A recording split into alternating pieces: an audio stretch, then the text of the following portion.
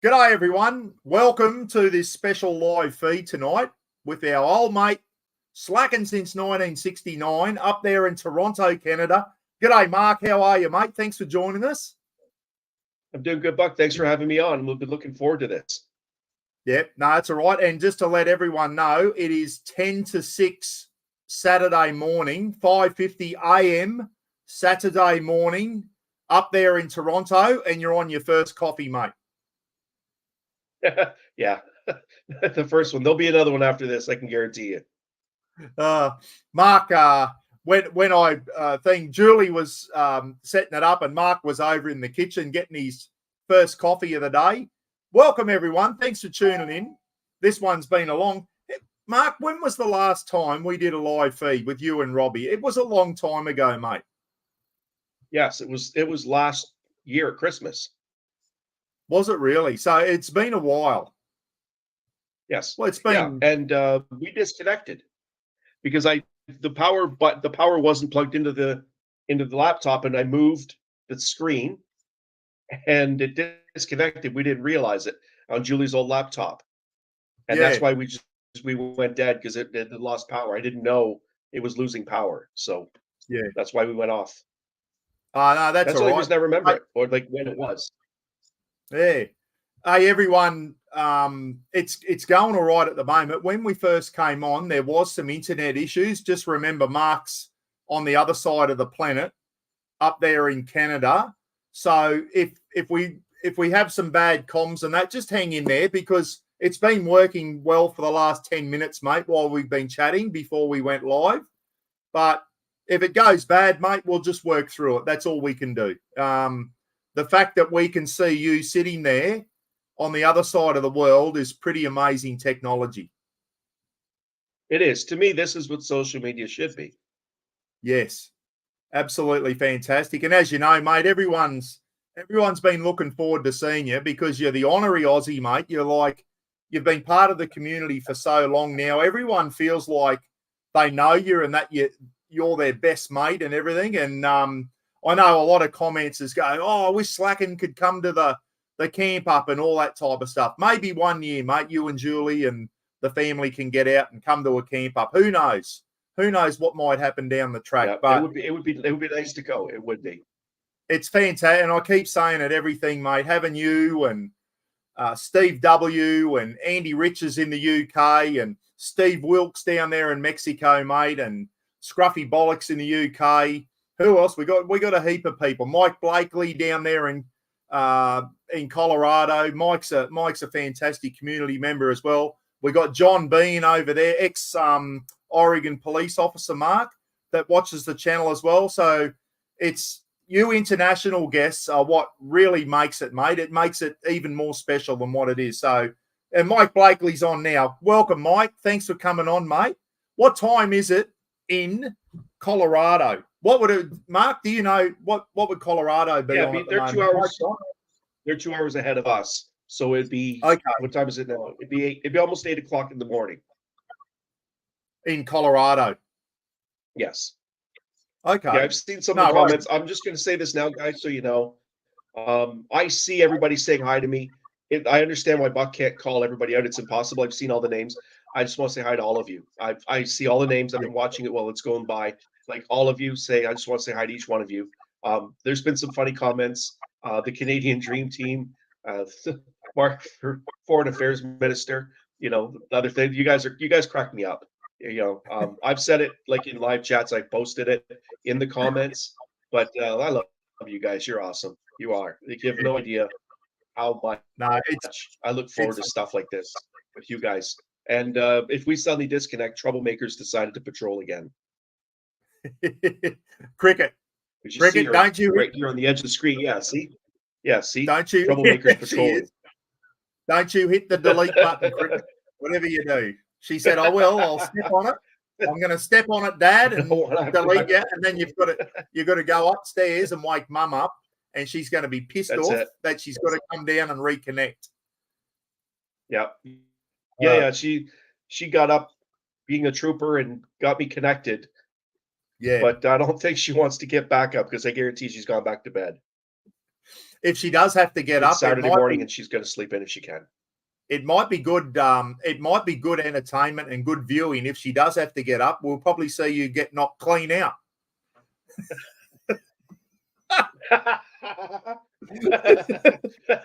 It would go viral. Well, Slacken's down for the with a count. frying Billing's pan. just knocked him the fuck out. Oh dear. Anyway, there's a heap all the locals on. Steve and Annie Fuller, Phil McCavity, as I said, Mike Blakely over there in Colorado, not too far from you. How far would Mike be from you, mate, if you were to drive there? Hey, Cricket. Say hi, say hello. Hello. I'm patrolling. I'm being a troublemaker. Okay. Okay. Can I put you down now, or are you going to lay there? Okay, whatever. So yeah, it's I'm guessing he is 2,000 miles roughly straight. Like it's a straight line, like as the crow flies, which is a term they use here. I don't know if they use that there. Yep. As the crow flies in a straight line, 3,200 clicks or kilometers. Wow, that is it's a long way. That's a bloody long way.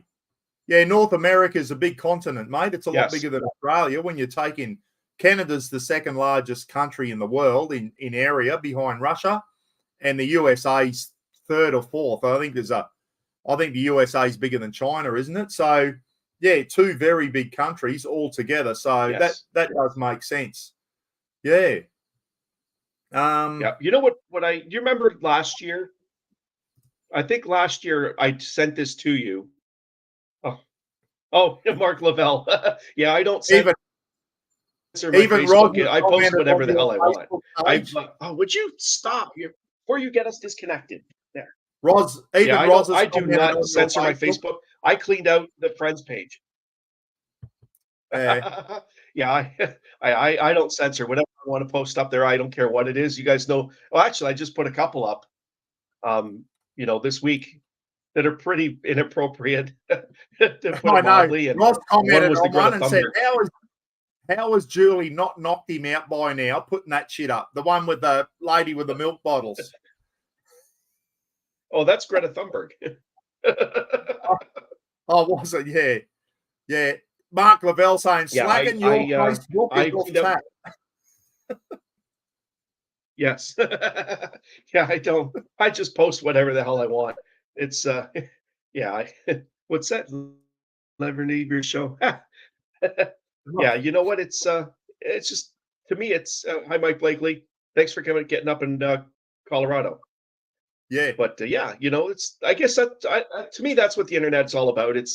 I think it's used for the wrong things too often, and really, it should be just used for entertainment and passing stuff. I mean, look at all the videos and stuff that you and I have sent to each other, that have sent, just stuff like that. And it's a way to connect. I mean, Steve W's in England.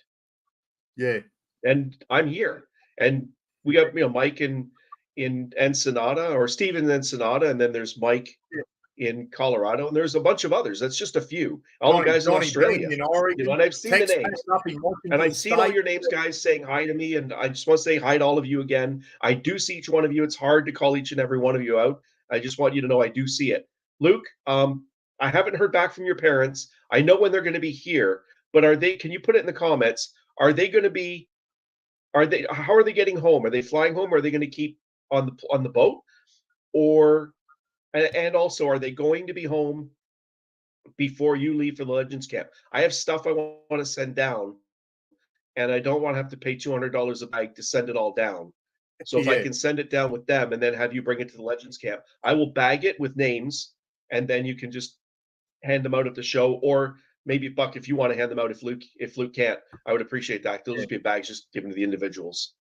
Yeah, Mark's got some stuff he wants to give to everyone, guys, and he's hoping that Lukey Reed's mum and dad are on a world cruise at the moment, and they are inbound to Toronto, Canada, with a container of golden syrup for you, mate, so you can make a damper and put some golden syrup and butter on it. And tell Robbie tell Robbie that it definitely does taste better than Vegemite.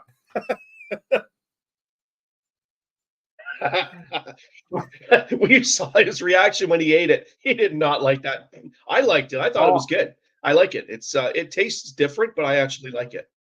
If you put a lot of butter on and go easy on the Vegemite, it is nice on a piece of toast in the morning. But a lot of people put too much Vegemite, and if you haven't had it before, it is horrible. But the look on Robbie's face when he tried Vegemite for the first time was priceless, mate. I was in stitches when I saw that. It was funny.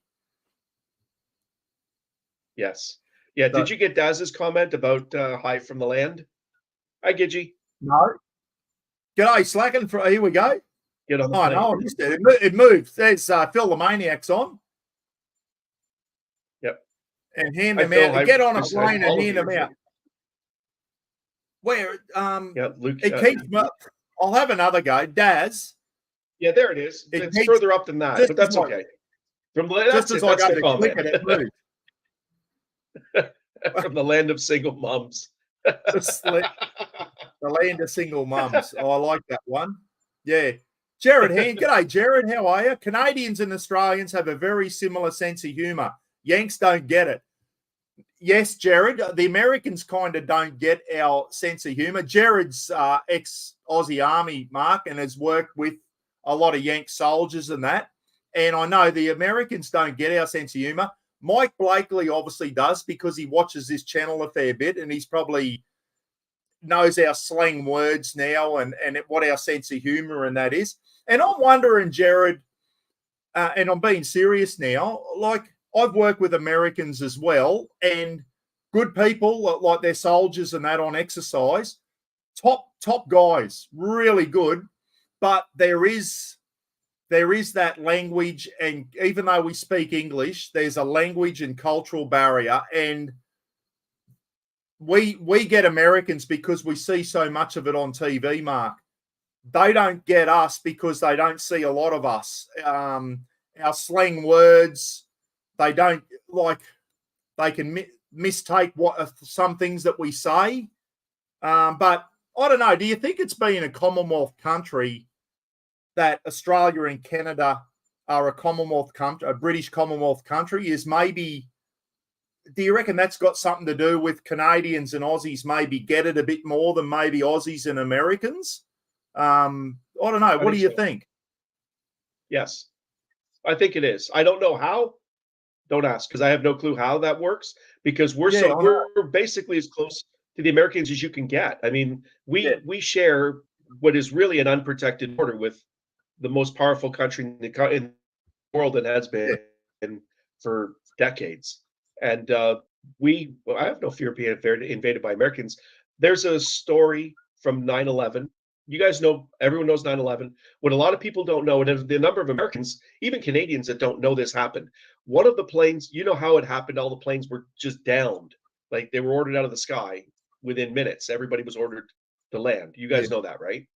Yeah. Okay. So one of the planes was flying either going out west or going out to the Europe or coming back. I don't know which, but they ended up landing in Gander, Newfoundland.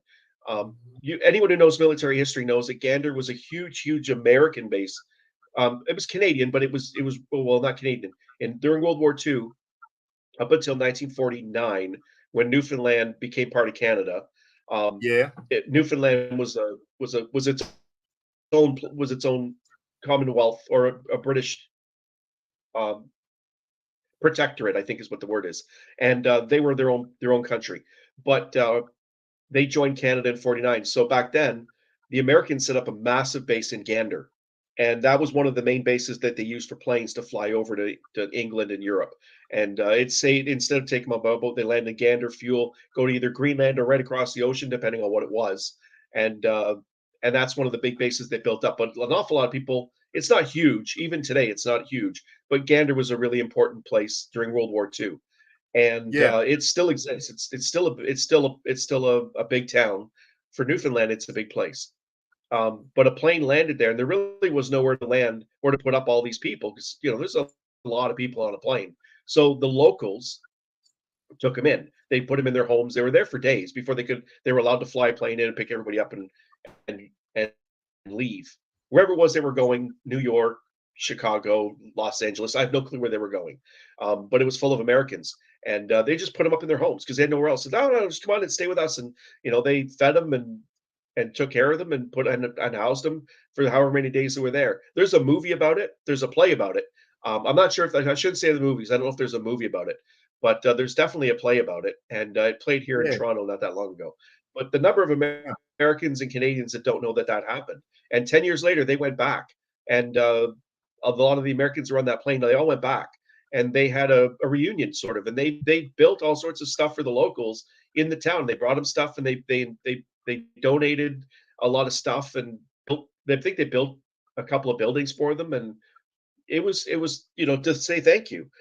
Americans as individuals are incredibly generous for the most part. Like, that's what you see on social media and you see in the news isn't really accurate. It's a caricature. And one of the jokes, and I use it all the time, is Murica, Murcia, Murica.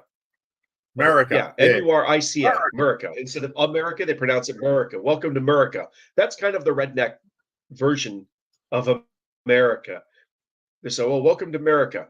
But Americans, for the most part, as individuals, are actually really, really generous. I've lost touch with them, but I had some friends who used to live across the Lake Ontario in Rochester, and I saw a girl from there just not long before I met Julie, and I was sort of seeing her, and it's a drive to get over to Rochester because you have to go all the way down Niagara Falls and back up. But it was pretty cool. We go there in the summer at Irondequoit Bay for the Bay Party. One of the guys, his dad's, who I was like 20, 21. One of the guys' dads had a house right on Irondequoit Bay, which is really a nice place to be. And we'd have any of the big boats, so we water ski and inner tube, and had a great party weekend. And it was fun.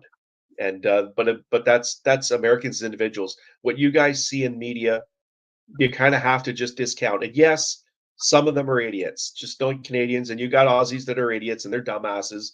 But as individuals, Americans are extremely generous, and but there is differences, and it's funny because in the Commonwealth, we probably have more in common than people realize, even though you're literally on the other side of the planet. I mean, literally, if we were to dig a hole straight through, I'd end up in Australia. Yeah, As right. long as I dug it properly, right? And so, I'm as far as I'm concerned, I consider that your humor is pretty close to ours, and some of the language you use, like some of the terms, for example, you guys use cunt the same way we use asshole. It took me a while to figure that out because here, that's a pretty bad word. It's just like fag or shag. Like Steve, Mr. W, I don't know if you're on here or not. But shag in England, we all know that's not a good word. It means fuck. Yeah. So I hope you don't mind me being pretty. You drop F-bombs all the time, so I'm gonna. but that's right. what it means, right? And we use the C shag. I mean, it's in a movie. You're shag. You have a shag carpet. But in England, shag is a completely different term, and yet fag is a cigarette in England, and here it's a gay guy. Well, it used to a fag. If you lit up a fag, you lit up a cigarette. But once again, it's one of those old terminologies that mum and dad used. Oh, I'm going to light a fag up. But now fag is something totally different. It's just we seem to be changing with the times, and we use the C word all the time down here, depending on the context. Like when I ring me brother up, I go, "G'day, C, how are you?" That's how we talk to each other. But if I used it in another context and said, "You're nothing but a C," it depends on the context, but it's generally still not a nice word that you wouldn't use in a shopping center, and you know what I mean? You still have to be careful where you use it. You don't use it around old people and kids and stuff like that, mate. You choose your audience when you it's like anything, mate. It's like I'm still a bit old fashioned. If I go camping and there's a lot of kids around, I try not to swear at all, mate. Like that's the way I was brought up. When I was a kid, I very rarely heard adults swear in front of me because it wasn't kosher. But now everyone just seems to swear in front of people's kids. 30, 40 years ago, it was taboo. You didn't do it. but times change. Yes. Yeah, they do.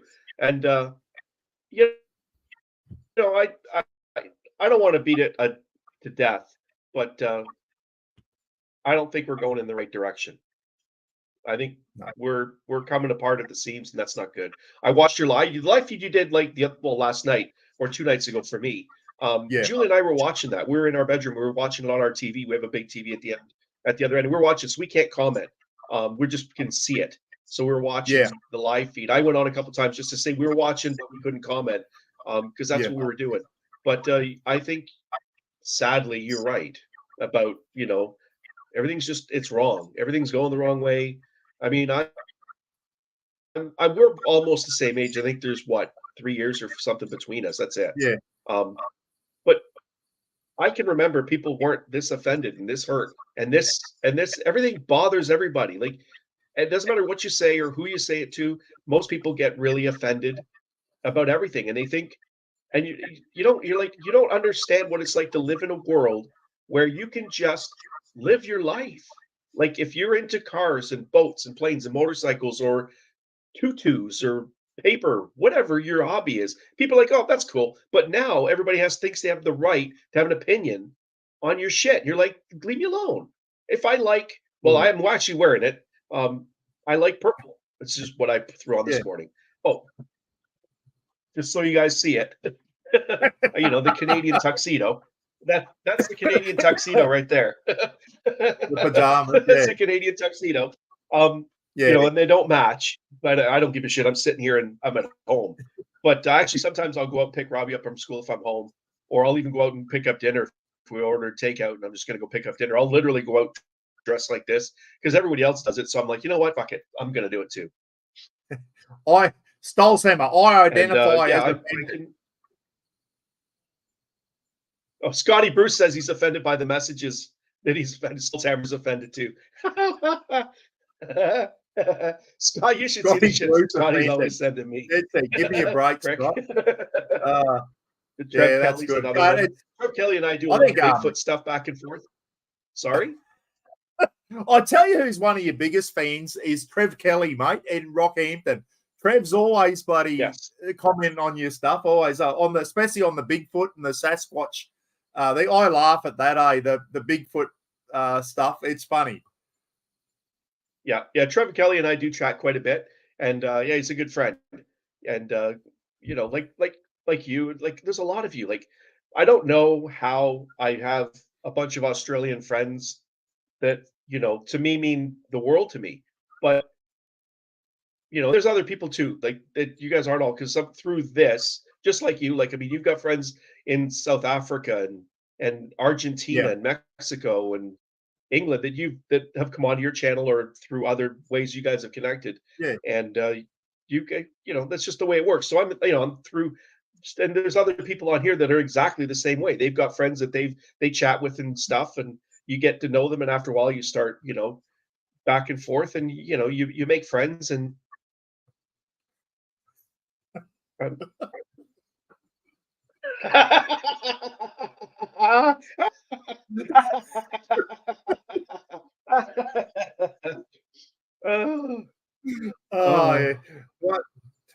Even Roz shook her head at that one, the milk one. She just went, he's off his chops. Oh, that's funny. That's funny. You know what? It's funny. Mark Lavelle has a picture of a nice fish. I didn't know Mark Lavelle was rich, because it must have cost an awful lot of money to get that much CGI of a fish that way. There's no way he caught that fish. That's CGI. If he did, he's a smart ass. That's a sardine from a can. It's a sardine from a can. And he's doing this and holding in front of the camera. Well, that's what a mouse looks like. When you hold it up, look how big it looks. That's what you do. You closer you hold it to the lens, the bigger the fish gets. So maybe that's what I should start doing if I ever catch one. That's right. Yeah. That's it. That's how they make. Well, that's how they make porn videos, right? They put the camera really close to the guy, and so his head's back here. Phil McCavity reckons he's been ordered out to do a 10-kilometer run. I can't remember the last time I did a 10-kilometer run. It was a long time ago. It's really running since my knee wore out when I was 40. Yeah. Sorry? Yeah. If I try and it's jog real. now, my lower back just jars too much, mate. So yeah. But hey, mate, I want to can't. bring up. I miss it. I used to love running. Yeah, I want to bring up the map just so everyone, if people aren't aware, they think Mark lives in Canada. He lives north of the United States. But I just want to show people the map, and we can probably talk a bit about it. Tune into where Mike Blakely lives in that too, and just show them that you live further south than what a lot of Americans do. And I'm going to bring up the map now, mate, because it'll make an interesting topic here. Let me know if you can see the map, mate. Is the map up on the screen? I do. It is now. There's unfortunately, there's a bit of a delay with our internet, so I'm kind of disjointed a little bit. But yes, I do see it.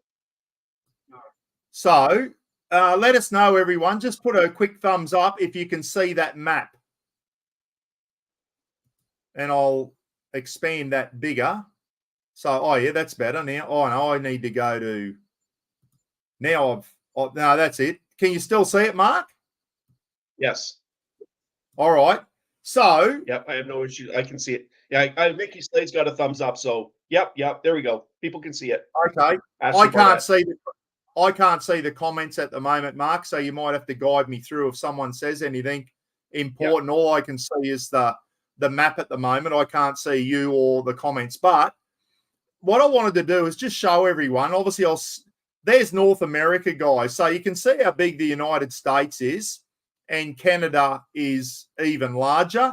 The United States is a big country when you look at it, isn't it? It's I think the third or fourth largest.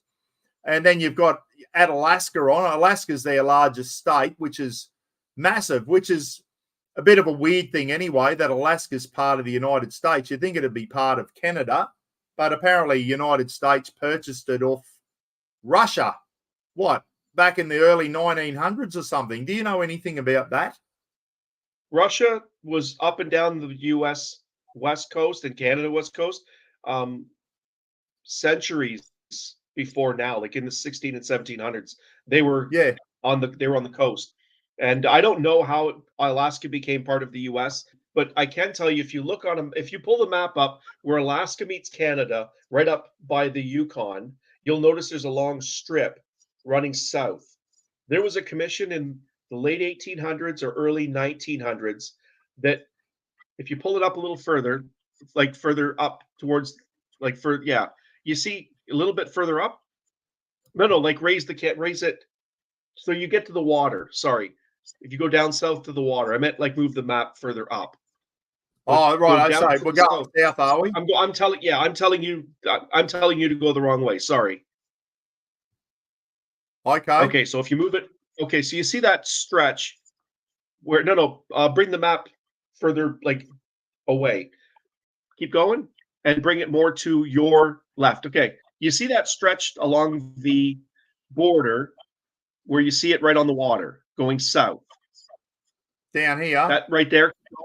If you move your cursor further down, just keep running your cursor down. All of that is U.S. territory. So somewhere in the late 1800s, early 1900s, there was a commission, and then you'll notice it cuts off down by Skagway and stuff.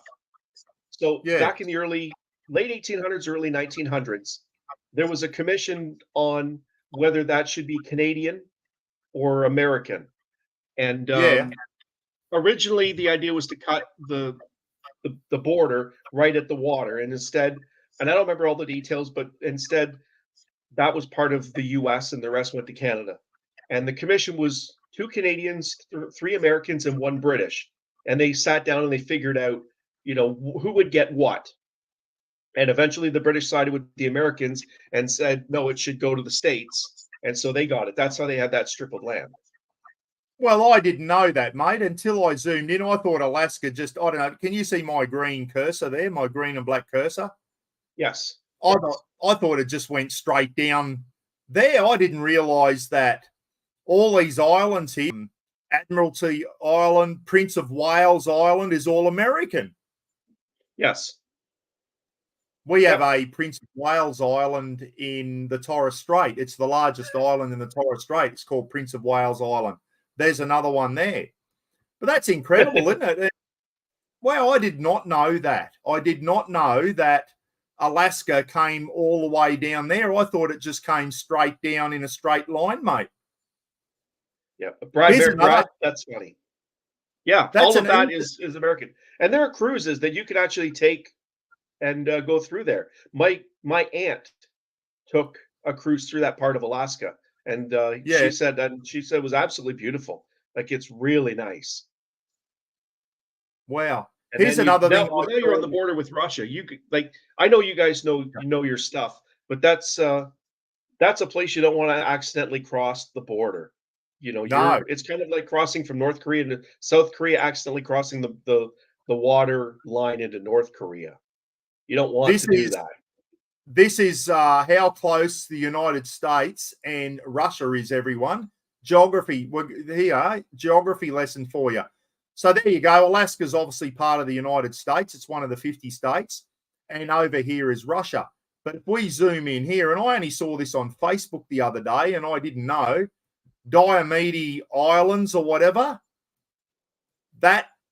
these islands, that's only like 2 or 3 kilometers distance between Big Diomede, I think, and Little Diomede.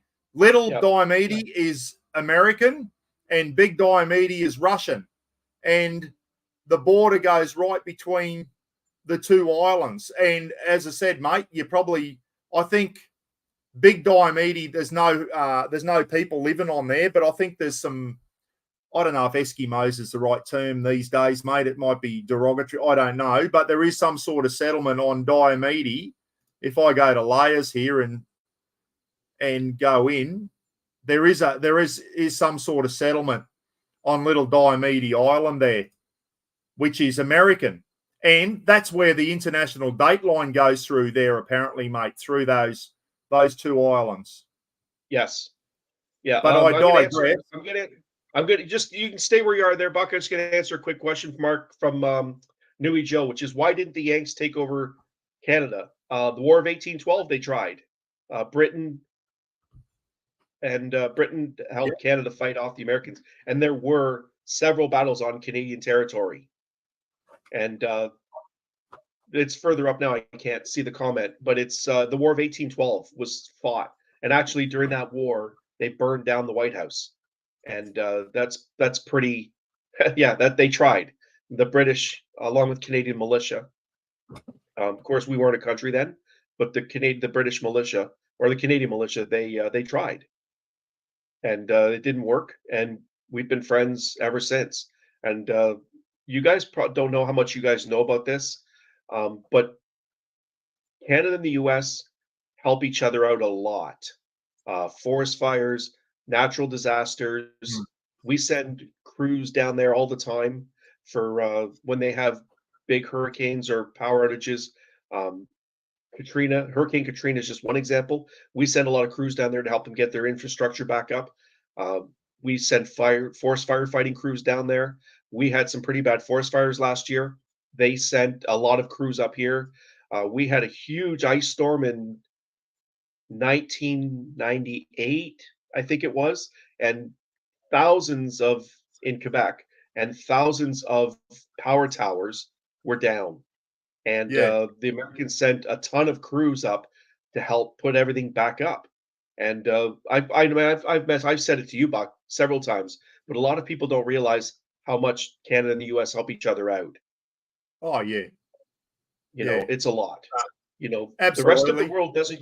Well, the rest of the world usually doesn't come here to help us with anything. We're always going other parts of the world to help everybody else. Where the Americans go to a large extent, Canada tends to go, usually on a smaller scale, but we're 10% the population. So we obviously don't have the resources they do. But a lot of places the U.S. goes to help, you can usually bet that there'll be Canadians that have been sent over to do the same thing. And we help each other out. Very, very, very rarely does anybody come to North America to help us out with any problems we have. Canada and the U.S. just kind of sort it out on their own. And you guys don't really see that. And the media doesn't really report on that outside of North America. But we get a lot of natural disasters here. You guys get hurricanes, they get the hurricanes. We get blizzards, which are really a form of a hurricane. Yeah, And well, you've seen the bad one we had 2 years ago, where that idiot tried to climb a snowbank and slid his pickup truck into the side of my bus right at the driver's window. I sent you yeah, pictures of the size of the yeah. snowbank the idiot tried to climb. I mean, that was a bad storm. We had buses stuck for 3-4 days before they could get all of them out of the Wow. roads. Yeah. But yeah, Well, so and this anyways, year alone, I'm gibbering now. So Nova Scotia had a dirty big storm not long ago, mate, which is over on the eastern side of Canada here. There was a massive storm in Nova Scotia. I don't know if it was early this year or late last year. Do you remember that one? yeah, they get residuals from hurricanes, and Yeah, sometimes that comes up in winter. They'll get because of where they are. If you look on the map, you see it juts down. Hurricanes will go up. It happens in Australia with your cyclones, which again is yeah, just a different name. I mean, they call yeah, them typhoons in Southeast Asia. yeah, It's the yeah. same thing. They that's just they'll come up the coast and they don't make land, but then they'll Well, come we up. always, yeah, Well, yeah, you always in your think case, of they'll come up the Coral Sea, right? Like they've come up the Coral Sea and then they veered away. But sometimes they'll come up and instead of veering away, they'll come across Nova Scotia through that finger of land that is Nova Scotia. we always Those think which of is beautiful. hurricanes forming in the Gulf of Mexico and hitting Louisiana and Florida and places like that. But every now and then they come up and hit the Carolinas and that. But I remember one there actually came all the way up and hit New York City, mate. So when you think about it, Nova Scotia's not that much further up. It depends where it goes. But New York's been hit by a hurricane as well, mate, I remember. And all the tunnels and everything flooded there. So they do. And as I know, we can have cyclones that form in North Queensland, and they'll go all the way down and hit Phil Weber over there, down there in Auckland on the North Island of New Zealand, mate. Not as category 4s and 5s, but it'll dump a lot of rain and all that type of stuff. But I guess the same thing there. But that one in Nova Scotia was pretty savage, mate. Pretty savage. And let's face it, in wintertime, the weather up there is pretty bloody how's your father at the best of times, isn't it? Yes. Yeah, their summers though, like the Maritimes, and you get the same up in Maine. Their summers are incredible. Like they're mid-20s, low Oh, humidity. yeah, It's my kind of weather. I don't like hot. Like when you're posting, because you edit your own videos. But there's yeah, videos you make where you're doing a cook up or something and you're sweating, like your shirts are soaked. That's too yeah, hot for me, man. I can't handle that. yeah, yeah. It sucks the humidity, but yeah, mid-20s, which is like our winter time up here in far north Queensland. 20, 24, 25 during the day, and no humidity, and it's a beautiful couple of months of the year, mate. But the rest of the year is a bit too hot. But where I was going with this, you live in Toronto, mate. So, and what I wanted to do, everyone probably thinks, oh, Mark's in Canada, he's north of a lot of. When you think about it, have a look how low down Toronto is. There's Washington State, Northern California, Montana, North Dakota, Minnesota, Maine, Vermont, New Hampshire. A lot of those American states, there's a lot of Americans living further north than what you do, mate, which is hard to fathom until you look at the map. Yeah. Like I told you just before we came on, because we started talking about this. Yeah. When I first started TTC, one of the drivers who was much older than I was, and he was close to retirement, but he started when he lived in Windsor, when he first started, when he was young. It would get hot enough in the summers. They would get that hot that they would have to run the buses in the middle of the day, take them off the road, and run them through the wash rack to cool the buses down. It would get that hot because if you look at Windsor, Windsor's very south compared to a fair chunk of the continental United States. Yeah. I know. Look, it's bizarre how it comes all the way down there. And Buffalo, New York is right on the border as well, mate. Yes. Detroit's right on the border. Buffalo gets hit by some serious storms, and there's a line where a mile or two either way. Mike Blakely will know because he's American. He lives in Colorado. He would see this on the news. there's a line where one side of it doesn't get snow too much, and then you sort of cross a space, and they get hit by a ton of snow. Like they get a lot of snow, and there's a Yeah. line, and I don't know exactly where it is, but there's a space where, and it's got to do with lake effect snow off of Lake Erie and the way the winds work.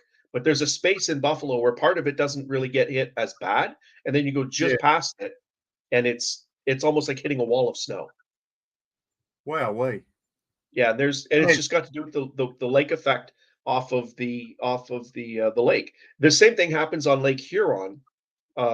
If you go to places like, if you look on a map over towards Lake Huron, where there's Goderich and Wasaga Bay and or Wasaga Beach and things like that, there's a section out by uh, Goderich and that where they close the roads in winter. Like they have ice because it comes off of Lake Huron, and there's signs on the road, and they'll close them off in the winter because they get too much snow and too much ice. Bloody And every hell. now and again they just have to close it off. I think Yeah, they said because that's just the way it is. just amazing.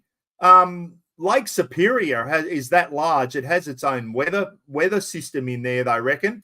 Hudson Bay, I've seen Yes. a lot of good documentaries of German U-boats coming all the way into Hudson Bay during World War II, which is Yeah. more fascinating stuff. But Which is Niagara something. Falls. Yep. Well, they can't get that far. I was going to bring this up later in your live feed if you want, but Yeah, I'll, since you touched on it, I'll just kind of bring this up now. A lot of people, just like in Australia, where a lot of people, and I actually hope you do a full video on this. A lot of people don't realize how far south the Japanese operated off of the coast of Australia. And even when you went on your trip last year, I didn't realize that's how far south they had gotten. I can't remember the name of the town, but I remember going like, wow, that is south. Like they really yeah, went, the Japanese really operated and attacked Australia really a lot further south than I thought they would, or they did. Sorry. yeah, I mean, we dealt with Japanese subs off the West Coast, but the threat was nothing like on the scale that we did with the Germans. There was yeah, a huge battle fought for a massive chunk of the war where the Germans were actually operating in the St. Lawrence River. There's pictures of them. I've found a used book in really good condition at a used bookstore. I gave it to my dad about 14, 15 years ago. And and it was all about the battle that Canada fought in World War II in the yeah, Gulf of St. Lawrence and in the St. Lawrence River. And some people thought they'd get as far down as Montreal and Crete, but it's too hard to get that far down. But yeah, it's theoretically possible to get into the Great Lakes if you could infiltrate your way through the locks and things like that. But mechanically, the actual mechanics of doing it are impossible to do. yeah, You would never be able to get through the locks underwater, and anyone down there would see you. It's only, you know, 30 feet or 40 feet deep or whatever. You'd look down, you'd be like, what the hell is that? yeah. A submarine's not, you wouldn't be able to do it. But the No. concept of it is kind of neat to think. But they did operate south. I think they've got almost as far as Quebec City. And Wow, there's pictures in the book that Germans took of Canada. Like they were, they took the pictures. My dad lived in Tadoussac during World War II, and yeah, they told them like the government told them that they were just training. They didn't tell them that they were operating and actually battling U-boats. I guess that's to keep people calm. Um, yeah, but they just said, they're training. But my dad said at night you would be in, and all of a sudden you'd hear explosions, and you'd see the explosions out in the river, like the St. Lawrence River and a place called Tadoussac, where the Saguenay River comes out, is very, very wide. It takes a couple of hours on the ferry to get across, but you can see the other side.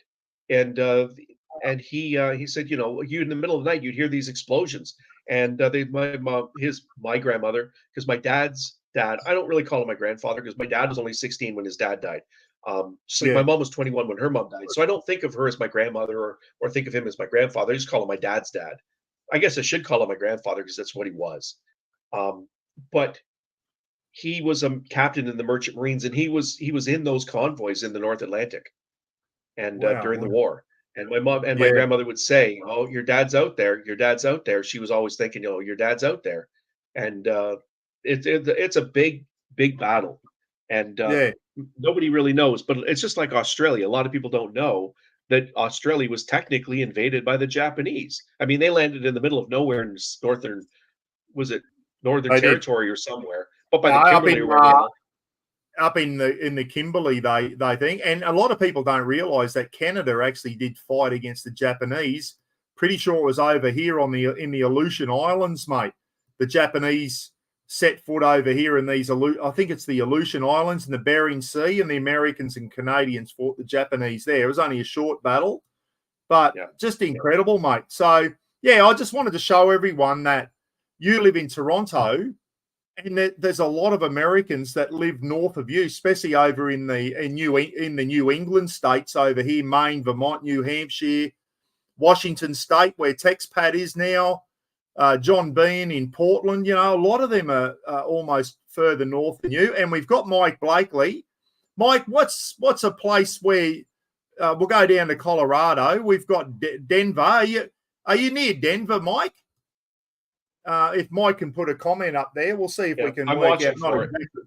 We're not going to zoom in where you live, Mike, but just give people a rough idea because you're always on the channel, mate. So we've got Colorado here, right in the almost in the middle of the United States, Colorado, and Denver. I think Denver's the capital city. Colorado Springs, I've heard of that as well. But that's where Mike is, guys, over in Denver, Colorado. So if you're wondering when I say Mike in Denver, Colorado, in Colorado, that's where Mike is, which is pretty well. Yeah, Mike just put up a comment saying the Aleutian campaigns were very ferocious, which they were. There was a lot of the Americans put a lot. Oh, one other thing too. Oh, Rocky Mountain High, yeah, Park. That's a good song. Slackin, do you have daylight savings? Yes, we're on it right now, Nui Joe. But we actually had a battalion or a regiment that was captured in the Battle of Hong Kong at the beginning of the Japanese involvement in World War II. Is that right? So you had a battalion down there with the British and that, mate. When how 20,000 troops just surrender is beyond me. I still got problems with that many troops surrendering. Like, have a crack, boys, have a crack. And a lot of Australians were involved in that too. But the British general said, we'll surrender to the Japanese. And look what happened to the prisoners of war. There's another interesting story too, mate. In the Aleutian Islands, when they were fighting the Japanese, there was one particular island the Americans landed on there, and the Canadians thought that they were Japanese, and there was a blue-on-blue situation. A lot of American soldiers were killed by the Canadians, and I felt that was on that Mark Felton's YouTube channel. It was one of those stories you never hear about. Yeah, really was. It was one of these islands out here. There was a blue-on-blue, and the Canadians thought it was the Japanese landing and brassed up some Americans. But anyway, they kicked the Japanese out of there, as we know. So, that's it. Yep, and the Americans invaded one of the islands, and the Japanese had left. I think they had some midget submarines. Mike hasn't said what town he's in, so that's all right. We got a rough idea. The Aleutian camp. I live south of Denver. There you go. I live south of Denver. Oh, okay. So Mike's south of Denver. Okay. Well, I just brought up where Denver was, so we got a rough idea of where Mike is now. Thanks, Mike, for that. Jamie Fulton, don't encourage him. I don't know what's. There's one for you, Buck. Rocky. They're taking the piss out of me now, mate, about me guitar playing. If you keep that up, you smart asses, I'm going to pull it out. I'm going to get it going. I'll get a bit of sling going. I should have practiced. I was going to crank it up, but Mark said, Buck, you play the spoons, Mark, apparently. Now, we're not going to do it to him. We might do it on the next one. But you said if you get a bit of Slim Dusty going, Mark reckons he'd get on the spoons. So you can actually play the spoons. You get Slim Dusty going, I'll get Stompin' Tom going. I'll have to have a beer with Slacken. I'll have to have a beer with Mark. Oh, I've got that capo on. That's not supposed to be on. I've got to practice. I reckon. What do you reckon? Give us a thumbs up, guys. If you want me to come on, do a bit of Slim Dusty and that.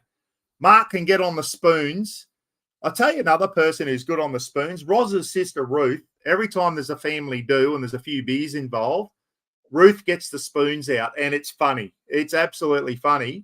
When did you learn to play? They actually sound all right, the old spoons, when you start playing them, don't they? Yes, I haven't practiced in literally decades. We were at a party. I was probably 12 years old, and somebody they're playing music and stuff, and somebody broke out the spoons and started playing spoons. I thought that was kind of neat, and so I just kind of learned how to do it. But I haven't done it in so long that I can't do, like, you can make it go and also I can't do that anymore. I'm probably too old to have the dexterity in my hands to be able to do that. But I used to be able to do that. I don't know, when I was like a teenager. I haven't done it since. So I don't know if I could. I'd have to practice and see if I could do that again. Not What's lights that? on the hill, slacking on the hill. hill.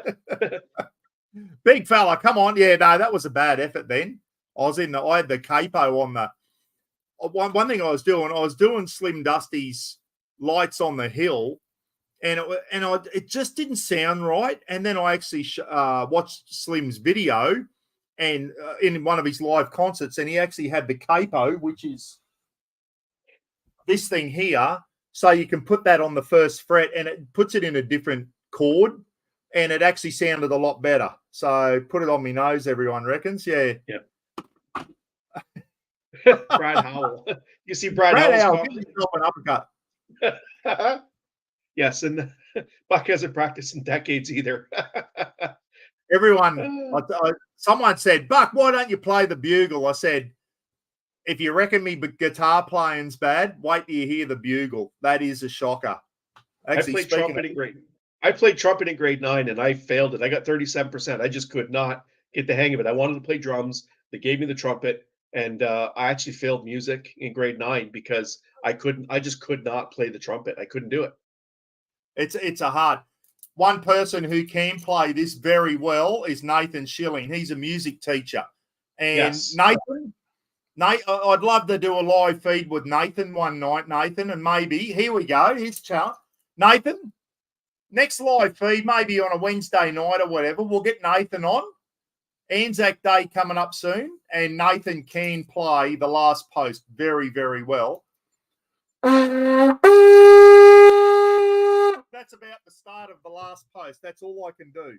It's earplugs, everyone. Yeah, but Nathan, come on a live feed with me one night, mate, and play your trumpet or the bugle and do the last post for us. And I'm sure Nathan, Anzac Day coming up next Thursday, Mark, which you know is a very special day here in Australia for veterans, and that where we commemorate landing in Gallipoli on the 25th of April, 1915, which was our baptism of fire, mate. That's when we became a nation. We became a nation in 1901, but Anzac Day is when we became a nation, mate, and we stood up and people took notice. And and Anzac Day is very special to us here, probably a bit like not September 11, Remembrance Day. For us, it would be Vimy Ridge.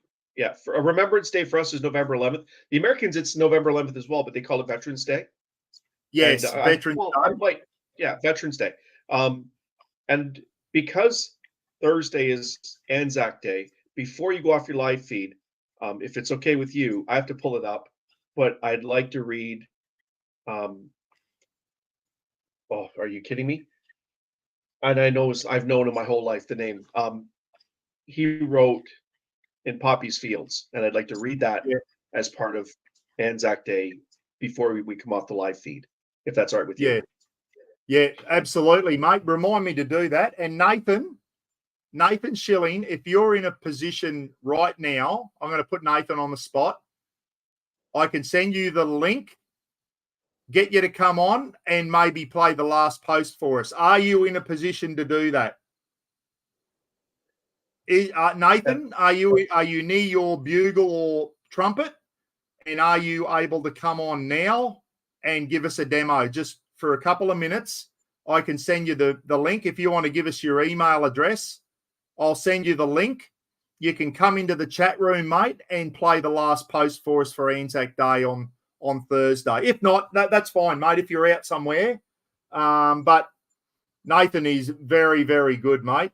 Very, very good. Yeah. So, I haven't heard. Give another shot. Nathan, I haven't heard him play. We're going to be on for a little bit longer, Nathan. If you want, just give us a thumbs up.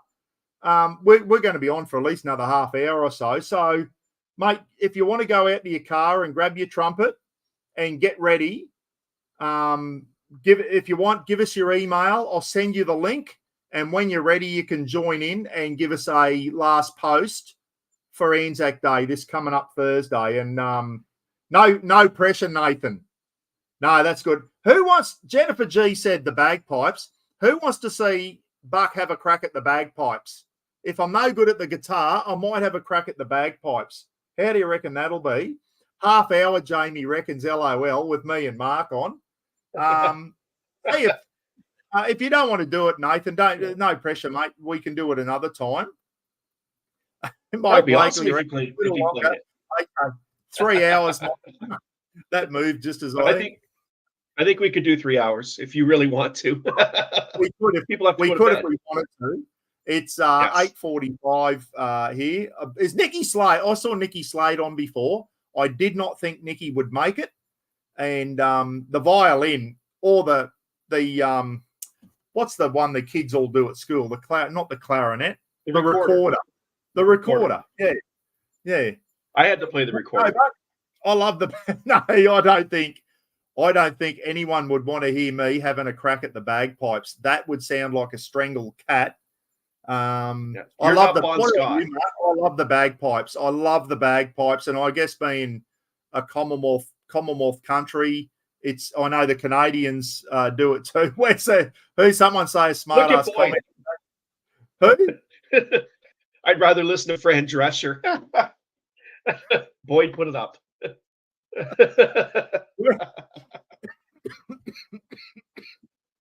Fran Drescher, who was the nanny or something, wasn't she? Yeah, she had a bloody weird thing. Nikki's still there. Good on you, Nikki. Thanks for tuning in. Mark, I've got to turn the aircon on, mate. Hang on. Yep. So since Buck's talking, I'm talking. I have seen your comments. You guys are killing me. I haven't missed them. They're funny. Hawkeye said, give myself an uppercut. Don't touch the bagpipes. No.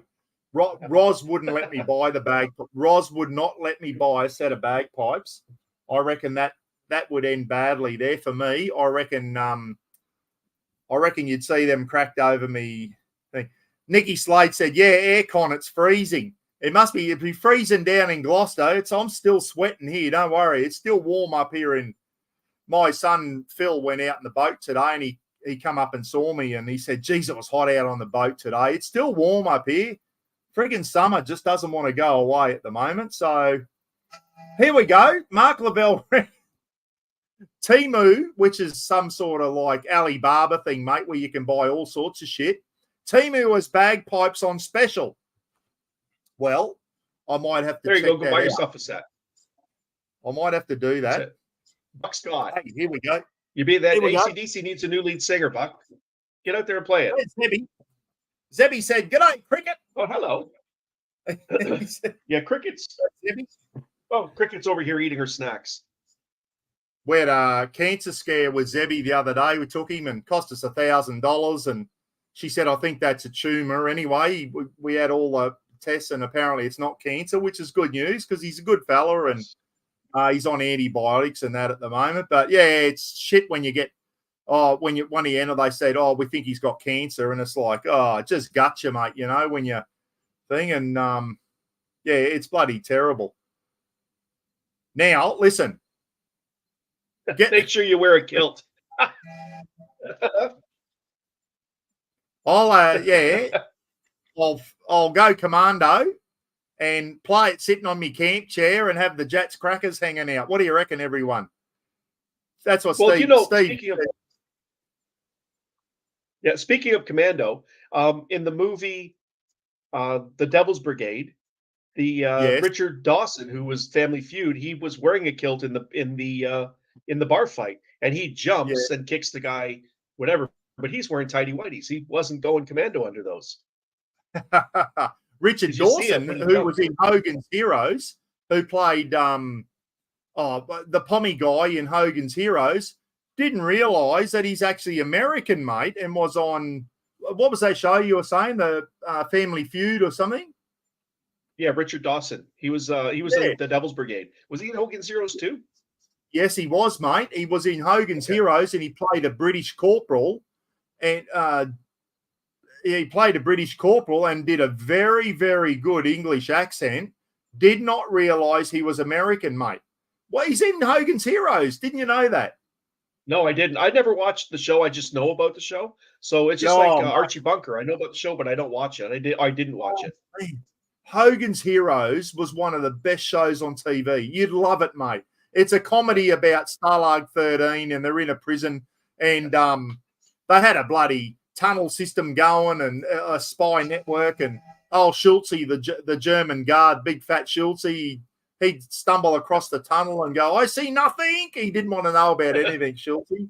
Yeah, it was a funny show. Like Colonel Blake would be like, Colonel and Richard Schultze.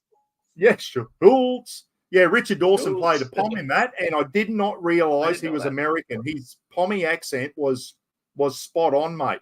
Yeah, Craig Tompkinson say it was one of the best, one of the good old 60s comedies, mate. You know, it was up there with, I don't know, I Dream of Jeannie and Bewitched and all those sorts of things. Dad's Army. I don't know if you ever watched Dad's Army in Canada, but in England and Australia, Dad's Army was one of the, and an 8.5 Hot Mum, a couple of World War II comedies. Really, Dad's Army was about some old fellas that were in the Home Guard, and it was hilarious. It really was. Some really good old. Tell you now, mate, the Pom, when it comes to comedy, the Poms have got it. They had some good comedies, the Pommies. They had some good comedy. The Yanks have got some good ones, but the Poms take it when it comes to comedy. F Troop, well, here we go, down this rabbit hole again. We've talked about this, all the good old shows. There's an American one. F Troop. Kerry Tuckwell saying F Troop. Did you get F Troop there in Canada? We did, but I didn't get a chance to watch it because when I was growing up, it wasn't on TV then. I imagine it was on when it was aired, but I never saw it then. But I've seen episodes since. That's pretty funny. Another really good lookout Vanderbilt. He was always up the tower, and he had big Coke bottle glasses. He couldn't see past the end of his nose, and they'd always put him up as lookout for the Indians. And every time they let the cannon off, the cannon wouldn't go off, so they'd kick the wheel would fall off, and then it'd go off and hit the leg of the guard tower, and the guard tower would fall down. Vanderbilt would have to bloody jump out of the guard. It was a funny show, mate. And once again, another good 60s comedy, mate. That was a Yankee one, that one. It was about the bloody US cavalry back in the Indian days. And the sergeant and the corporal, they had a Sly Grogan thing going with the Indians. They were in with the Hekawi tribe. What's this comment about telling me about your alter ego? Buck, tell Slacken about my alter ego. Greg Campbell, I have no idea what you are talking about there. My alter ego. Greggy, you've lost me there. Faulty Towers did get here. Faulty Towers did? Yeah. Yes. Not sure. Faulty Towers was funny. Yeah, that was a good one. I think John Cleese is probably one of the funniest guys ever. Okay. Tell Nathan to put his, I don't know if I've got Nathan's. Can Nathan put his email address up and I'll send him the link? Nathan said, okay. That might be Nathan now. I just got a message. Nathan goes, Buck, send me the link before I have any more beers.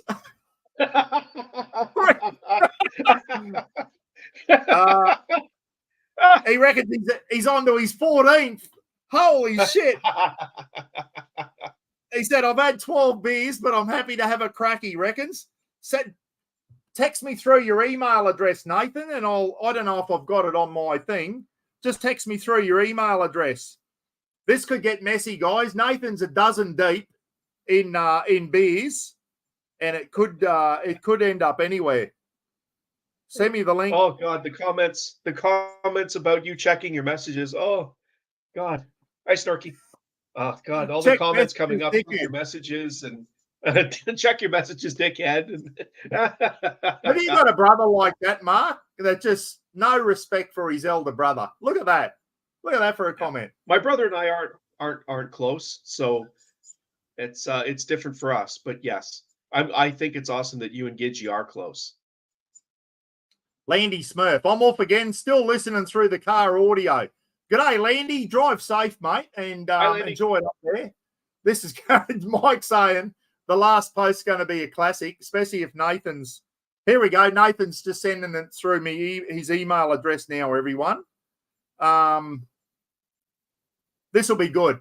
I tell you now, I shouldn't speak too soon, but when he's sober, he can play a bugle, or he's got the trumpet there now. So Nathan Schilling at Gmail. All right, just stand by, Mark. I'm going to invite. Yeah, no problem. I'm pulling up in Flanders Fields while you do that, so I can read it at the mate. end. Yeah.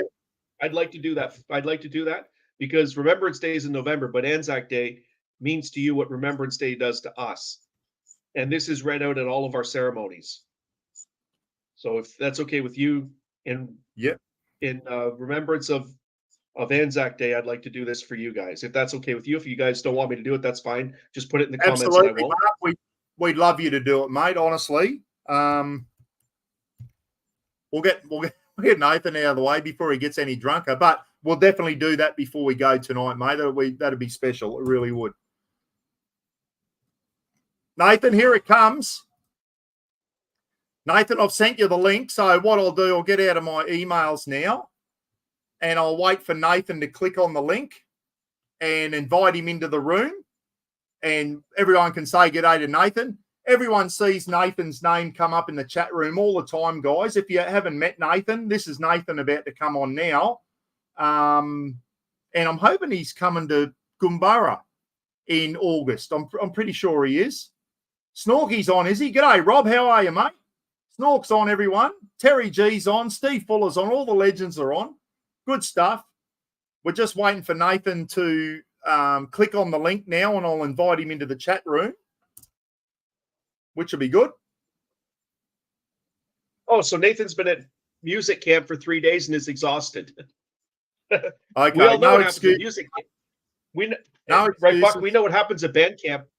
Yeah, Nathan, what's been happening at band camp, mate? Does anyone? What a great movie that one. I remember this one time at band camp. Everyone know that movie. It's a bit rude. We won't go any further. Nikki, but you know the party knows. Nikki Slade is up late. This is late for Nikki. She's usually in bed 2 hours ago. We're waiting for Nathan to click on that link. Oh, he still hasn't gotten it yet. So, well, you know the potty brains that are part of the Mr. Bucker community are going to take the band camp and start commenting. Oh no, we don't comment about band camp. Sent. Nathan Schilling SCHI. Does it have to be with a capital N? I've put it all in lowercase, mate. SCHILLING@gmail.com. Does Nathan have to be a big N? Let me know, because if it does, I'll have to resend it, mate. My thing saying it's been sent, but I sent it all in lowercase.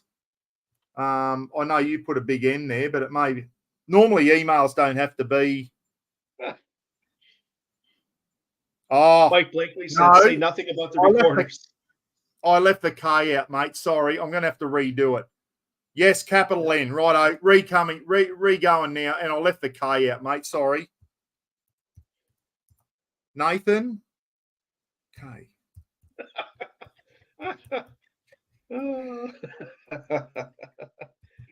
Are the comments coming through, no doubt?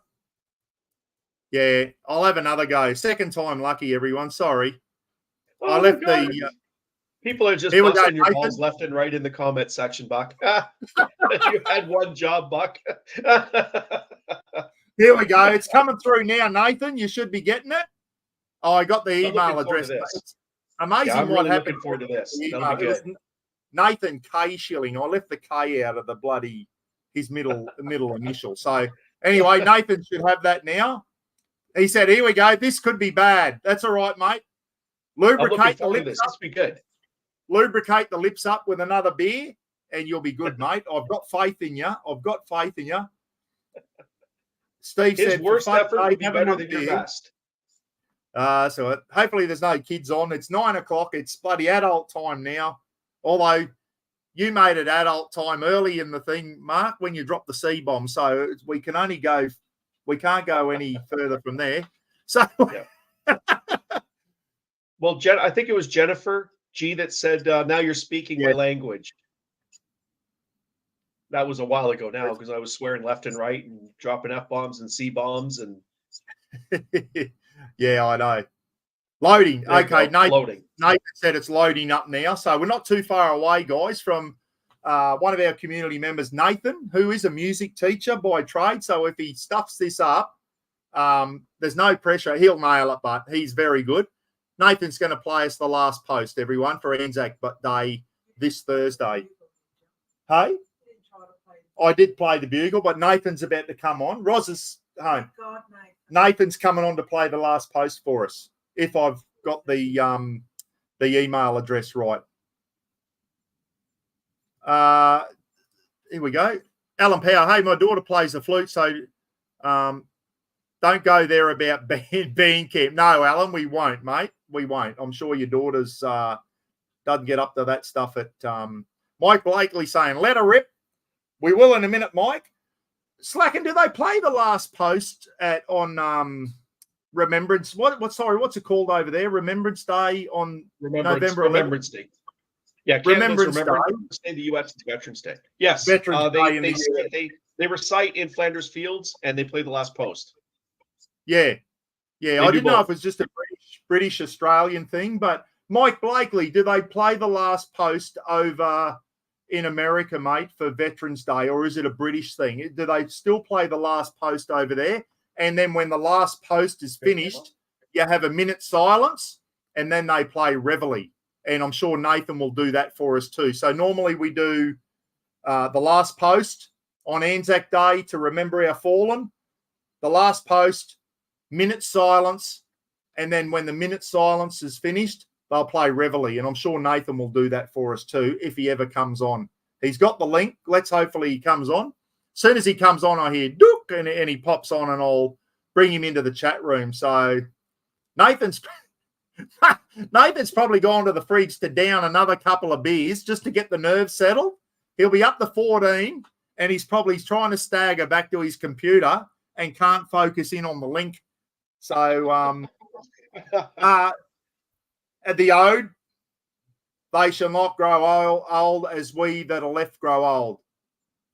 Age shall not weary us, nor the years condemn. At the going down of the sun, and in the morning we will remember them.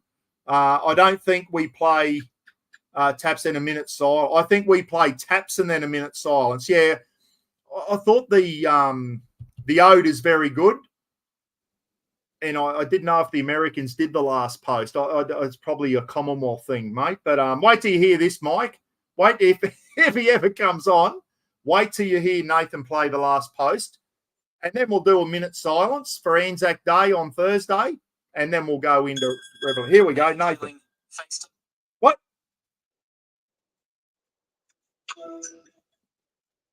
Hey. My internet's frozen and it's not. I've got to download Chrome to make it work or something. All right. So is there any way you can put this video on the live feed? I can hold my phone up if you want to say good day to everyone. There's Nathan. Yeah. His internet's not. He's got to download bloody Chrome and all that shit for it to work. But I've got the thing up here. If we want to watch, Nathan, do you want to do it on this and see if it works? Yeah, my computer is totally frozen because we've got shit internet. Yeah, no, that's all right. If you want to do it on this, are you ready to go? Yeah, I can go now. All right. Just let me phone place. You got that? Hey, Nathan. Yep. Can everyone hear this? Can you hear this? Yep. Yeah, that can everyone. I can hear it well in my phone. Can everyone hear Nathan? Turn the volume up. I've got the. Can everyone hear that okay? I'm sure you can. Turn the volume. I'm up as high as I can. I can. Nikki Slade. Phone's up as high as it'll go to. Nikki Slade said she can hear it, and Nikki's deaf, so not really. Okay. Let's go, guys. Righto, Nathan. Over to you, mate.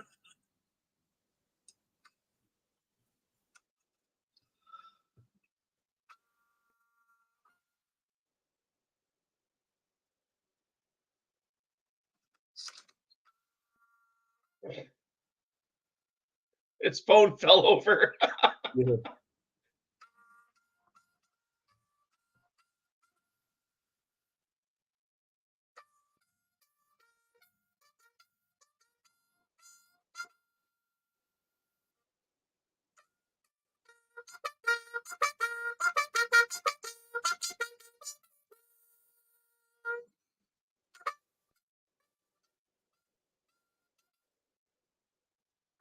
There's nothing coming through here, Buck. Isn't there? There you go.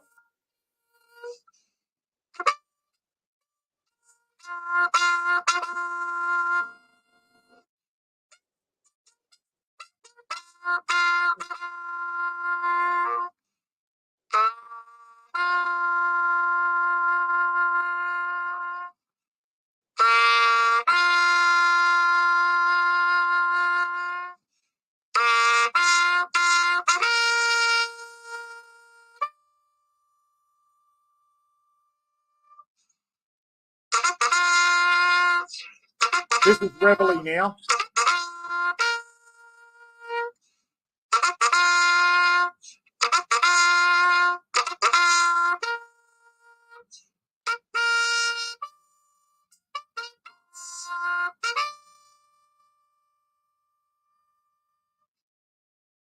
Well done, mate. Your phone fell over about 3 seconds into that. Yeah, sorry about that. He's a bit pissed like me. I'll tell you what we're going to do, but apparently it wasn't coming through real good, mate, on the thing. So, listen, I reckon we might get you on soon on a live feed. Download that thing, and we'll get you on to do it again on the actual computer, mate, so everyone can see you doing it. It's frozen, so nothing's working right now. No, that's all right, mate. We can do it. All right, mate. Thanks so much for that. Hopefully, some people reckon they could hear it, and other people reckon they couldn't. But thank you so much. Bloody brilliant. Thanks, mate. See ya. Thanks for doing that, Nathan. That was cool. I don't know how that part I could hear it on my phone. Whether the phone was coming through on the microphone, I don't know. Some people reckon they could hear it. Other people reckon they couldn't. So if you couldn't, I apologise for that, guys. But Nathan did very well there. And he plays the last post and Reveille in that at the dawn service normally. Somewhere they're always after buglers and people who can play the trumpet and that at all the dawn service and the Anzac ceremonies throughout the day. So I'm sure Nathan's doing it again somewhere on Thursday morning. Thanks a lot, mate. I'd like to say something, though. I'm going to cut you off. Nathan Schilling said, hang on, I lost it. Sorry, lads and ladders, internet is shit here. Nathan, you have nothing to apologize for. That was awesome. Yeah. No, that's all right. Well, it doesn't matter. It was great that you did that. I loved it. Yeah. Nikki, hey, Nathan, do you know how to do taps? We might do taps when you come on, mate. We'll do taps for Mike Blakely. If you know how to do taps, I'm probably sure you know how to do that. Mike said taps is something they play on Veterans Day, November 11th of November. Yeah.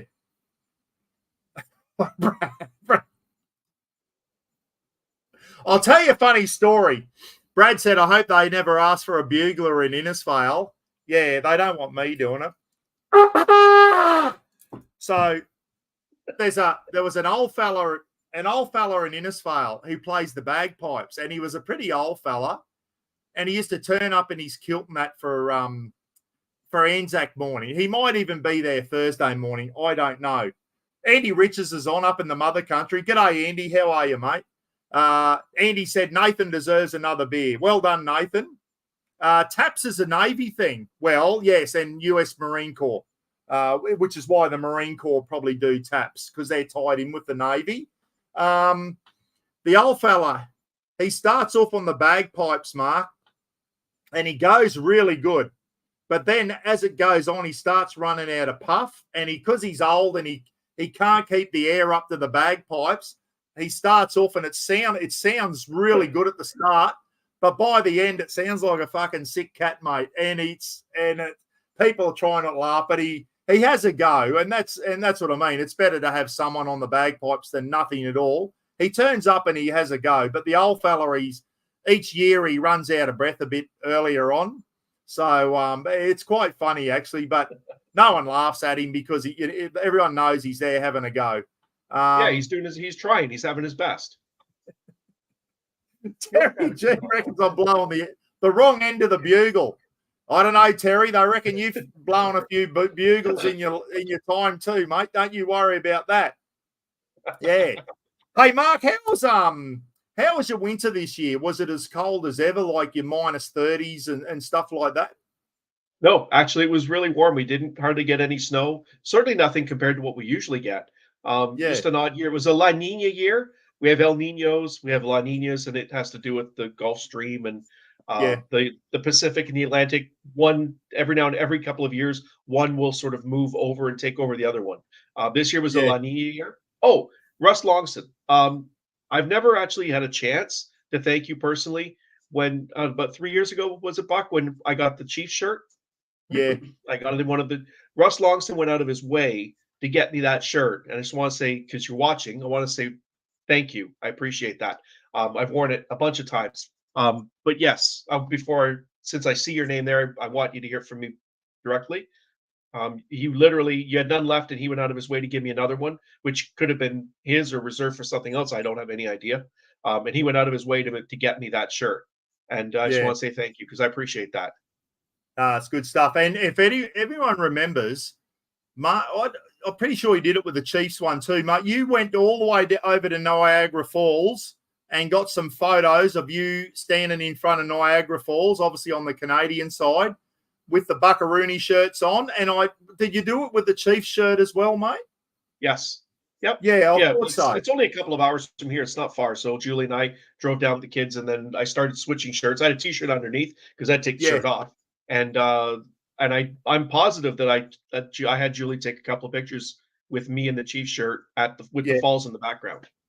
I think if we went right back on the Mr. Buckaroony page on Facebook, we'd see those photos of you standing there. They were special, mate. And then we had Steve W. With the Buckaroony shirts on, standing in front of Windsor Castle. It wasn't Buckingham. Windsor Castle. Windsor. I knew it wasn't Buckingham. In front of Windsor Castle on that. Steve W. And I think Steve Wilkes sent me a photo from Mexico. And it was pretty special, mate, seeing all those. Marcos in Steve Argentina. Wilkes was standing in front of the Ensenada sign, or the sign in Baja. Yeah, he was standing in front of the sign of Baja with all of the place markings. That was cool. Pretty special, mate. When you see a Buckaroony shirt in front of Niagara Falls or in front of Windsor Castle in Mexico, and it's pretty special, mate. It's pretty surreal seeing that type of stuff happening. Hey, Mark, what you were saying? You were in the middle of saying something, mate. Sorry, and I cut you off before your thing. And speaking of Russ Longston and the Townsville Chiefs, when you finish saying what you were saying, we're going to do a prize giveaway, Mark. Okay. Rightio. What were you saying before? Because you're in the middle of something, and then you said, "Oh, Russ Longston." I can't remember what I was saying, so we'll have to post it because I don't remember. It was about the weather. I was focused on making sure I thanked Russ. I don't remember what I was saying. Oh, here it is. About the snow. My mother-in-law just reminded me. It's about the snow. We didn't get much snow this year. Just the way it happened. It didn't get that cold. Other parts of North America got pretty bad. It got really cold out, and it always gets cold out in the prairies in northern Alberta, places like that. Yes, there it is. That's slapping guys with the Chiefs polo in front of Niagara Falls, obviously during COVID, Mark. I was talking about bears. Yes, that's right. Yeah, that was you said it but it's true. It's neat to see. That's my mother-in-law getting her tea. It's neat to see your shirts in places where you haven't been, but people are wearing it. It's different, but it's similar. I send stuff to you guys, and then like when you did the ration review last year, on your channel, it was weird to see that, because I'm like, I was holding that ration and now you have it. And I know that sounds kind of dumb to kind of word it that way, but it was neat to see that, because you're wearing your San Francisco 49ers hat, or the Newfie flag, or we call it the Newfie flag, but the Newfoundland and Labrador flag that Terry got and I sent down to you a couple of years ago. I saw that in your video with where you were doing the on your camper trailer just the other day. You were talking about your bench. Yeah, and then I see the Canada flag. Mate. Yeah, I see the Canada flag up there, and then beside it, I see the Newfoundland flag. And I'm like, there can't be very many Australians who've got a Newfoundland and Labrador flag up in their garage. Like you have a really unique, because you don't even see it here. I didn't even know what it looked like. And Terry, which of course he took a picture of it, or I took a picture of him holding it, because that way you knew which way to hang it, which direction, so you could see it. But I was like, it's a nice flag. Yes, it is. It is a nice flag. It's different. Steve Warrellow, guys, Steve W. in front of Windsor Castle in a bloody in a Townsville Chiefs shirt. How good's that? Slacken in front of Niagara Falls, and Steve W. in front of Windsor Castle in a Townsville Chiefs Indigenous Mr. Buckaroony polo. That's pretty special, mate. Like that's the power of this community, mate. And it's pictures like that make me feel proud, mate. Make me feel proud. So, hey, Mark, I'm going to get you ask a question, and anyone you want, I don't know, something to do with bears or something to do with the national animal of Canada or something like that, and we might do a prize giveaway, mate. What do you reckon? Sure. Yeah, we can do that. We'll do the first one, and I'll tell you what it'll be for is, if I can get rid of that bloody Gidgee gorilla, Townsville's total snowfall 0 in history. You idiot, Gidgee. Hey, prize giveaway, guys. Townsville Chiefs hoodie. There's the hoodie, and we've got the sponsors on the back, Sibley Lawyers, all that type of stuff. A Townsville Chiefs hoodie. It's a 3XL, so if you're about my size, a 2XL or even an XL, and you want a nice hoodie, you always go up a size because you wear it over your clothes. So there's a hoodie. Wintertime coming up down here in the Southern Hemisphere. Townsville Chiefs. We're going to give that away. It's a 3XL. If it's no good to you, don't enter. What about we ask them the national animal of Canada, Mark? Actually, I was thinking, why don't I ask him a question about something we've already talked about? Righto, let's go. And I'll go in and I'll do the hashtag thing. Righto, away we go. Trev Kelly and a couple others want me to do Bigfoot questions. Sasquatch. Trev Kelly and Slacken. All I see on the internet is Trev Kelly in Rockhampton and Slacken in Canada talking about friggin' Bigfoot every 5 minutes. Unbelievable. Geez, I crack up. Bigfoot question, Trev reckons. Yeah. Jennifer G reckons hashtag moose. No, Jennifer, you're wrong there. It's not a moose. Jennifer, when I said the national animal of Canada, this stumped a lot of people. Jennifer's come on since then. A lot of people, including me, I did not know what the answer to it is. And Jennifer, it's not the moose, believe it or not. I thought it might be a caribou. It wasn't that either. Righto, Mark, hit us with a question. Okay. I already talked about this. When did the Americans try to take over Canada? What year? What year? In order, it'll take us some bright spark to put it up and everyone will copy. Hopefully, whoever puts it. Yeah, well, what incident?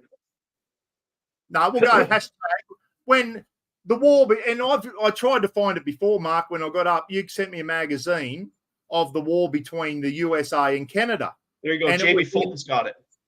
Jamie Fulton. Copy Jamie Fulton and Pete McMurtry, everyone. It's got to be hashtag, guys. Start again. No. It's got to be hashtag. Got to be hashtag. It's got There to you be go. hashtag. Storky's got it. Rob. I think Rob the Wanderer is or not Rob the Wanderer. Storky. Rob Richmond.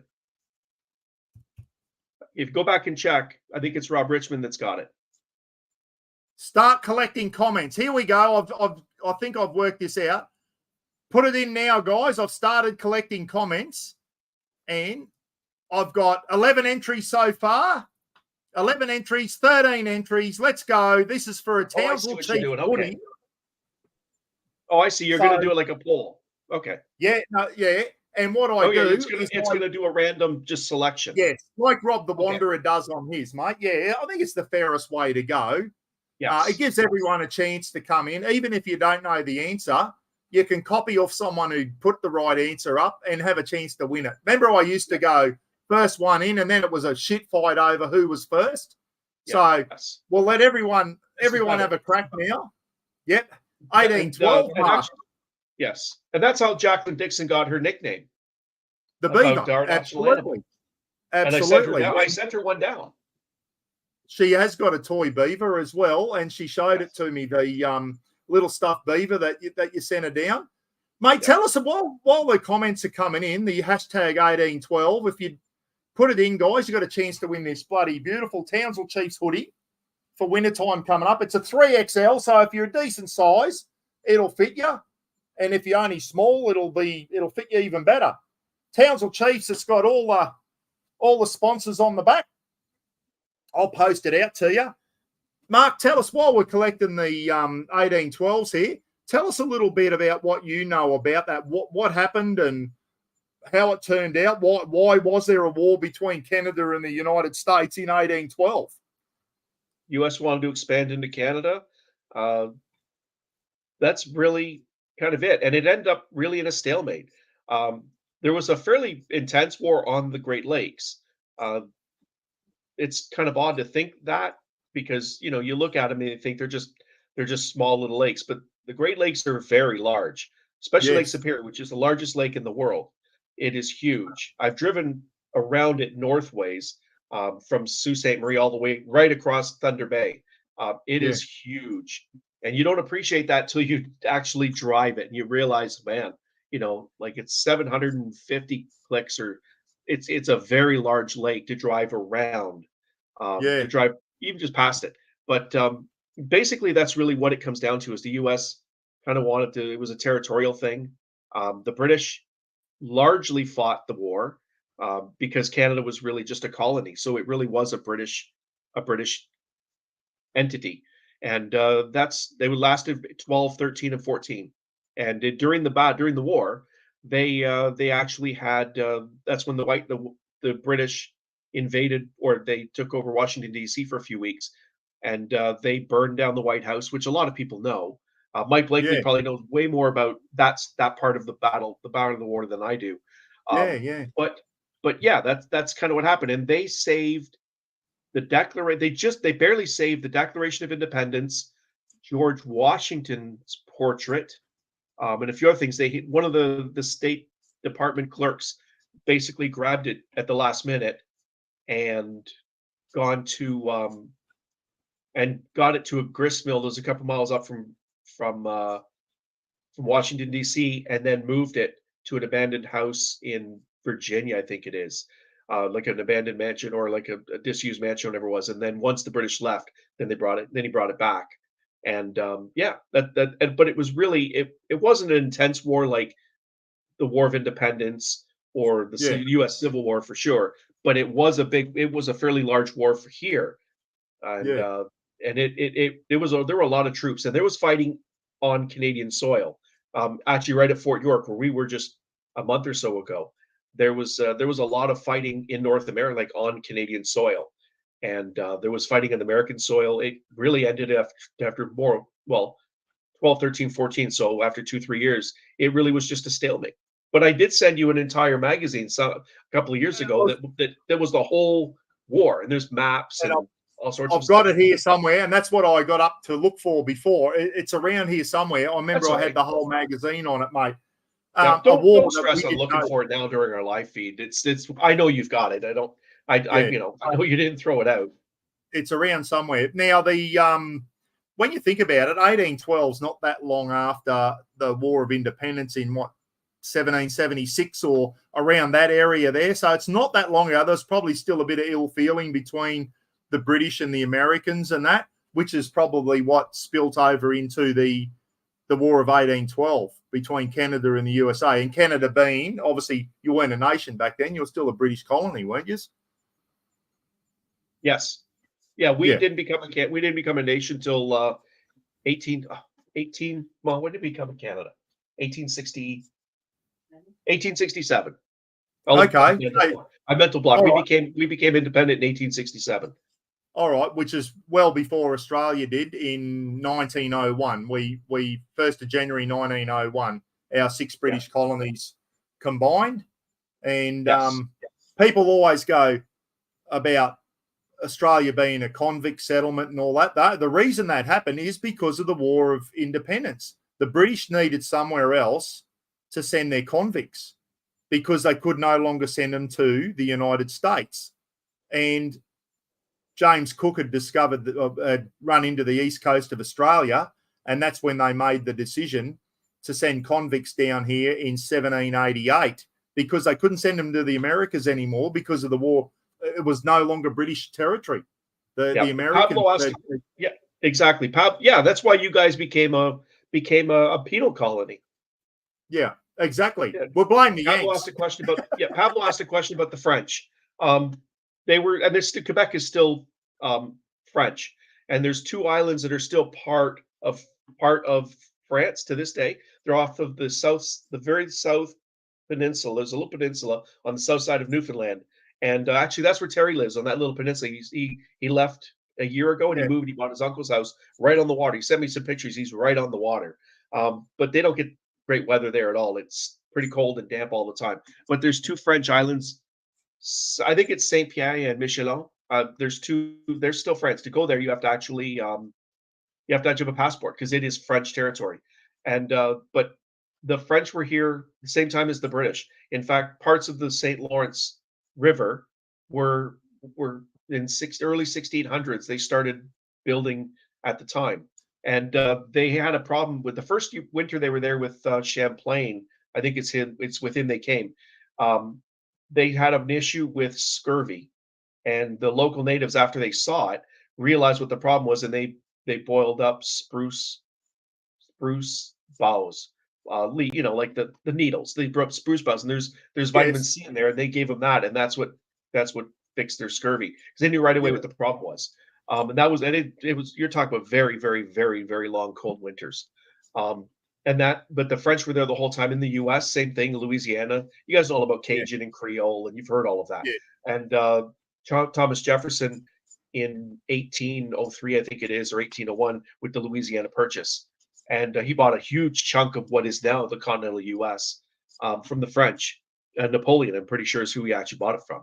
And there was a war which the British won, and they and on the Plains of Abraham was the last battle of that war, and the French lost because the British actually saw the French using a little path that they didn't know existed to go down to the St. Lawrence River and get water and wash and stuff. They would take this little path back up the hill to the fort, and that's when they saw that, and that's how they infiltrated it, was up this little path that nobody realized they saw them take.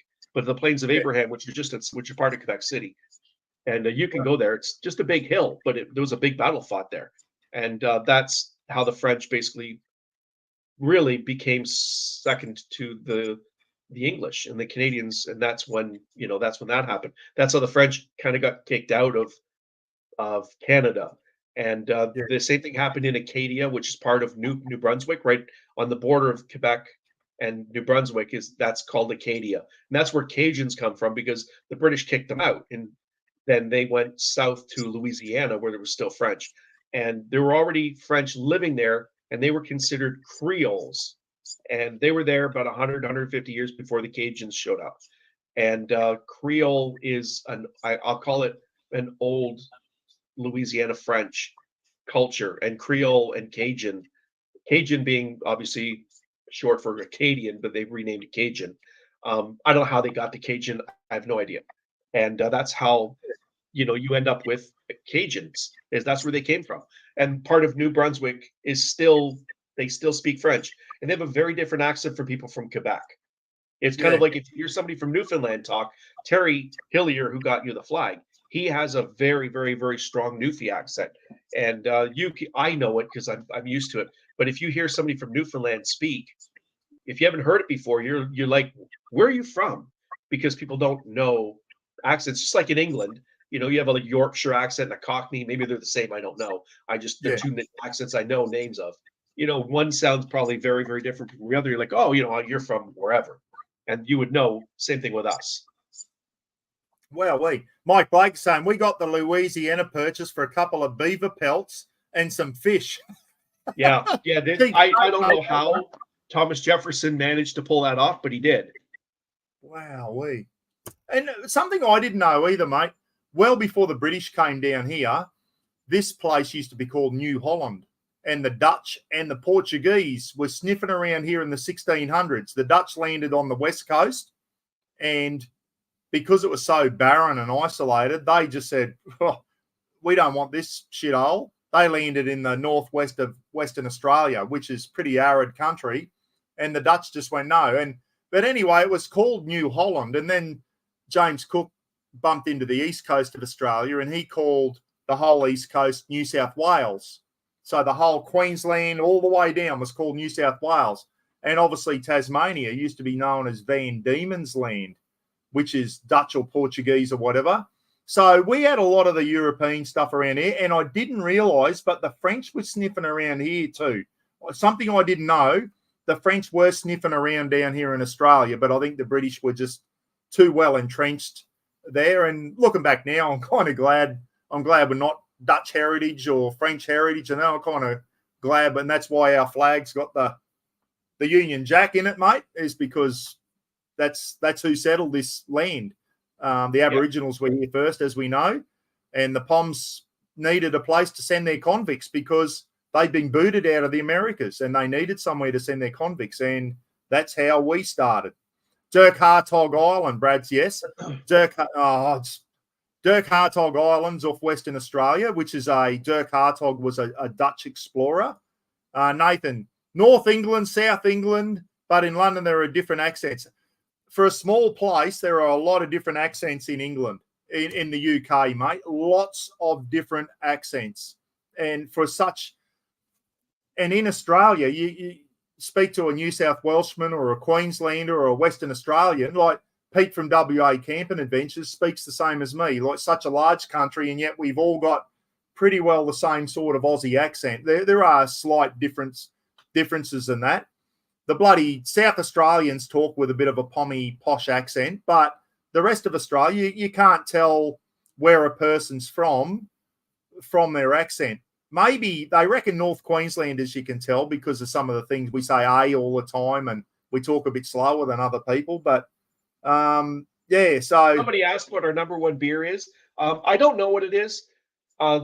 It probably at one point would have been either Labatt's Blue or Molson Canadian.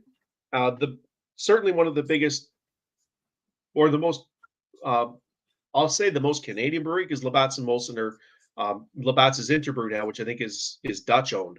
But I don't know if Moosehead Ale is still independent or not, but Moosehead is kind of I'll say that's probably what's left is the most quintessential Canadian brand. It's pretty popular when I drank beer. I wish I still liked alcohol, but I don't, so I don't drink, which pisses me off, but I can't do anything about it. You lose your taste for something, you just do. Moosehead Ale is Moosehead Breweries is probably the most Canadian brewery left in Canada. I don't know if they're still owned by Canadians, but that is the most, just for lack of a better term, that's the most Canadian brewery that I can think of. That's the only Canadian beer. If you said name a Canadian beer, Moosehead's are probably the only one I could think of, Mark. Yeah, I think I sent you something about Moosehead at one point, a picture or something. I may not have, but I think I did. But Coors is American. Coors is American. Yeah. Dude, did you not see Smokey and the Bandit? Yeah. We all know Coors. You can't truck Coors. No trucking Coors east of Texas. Texarkana.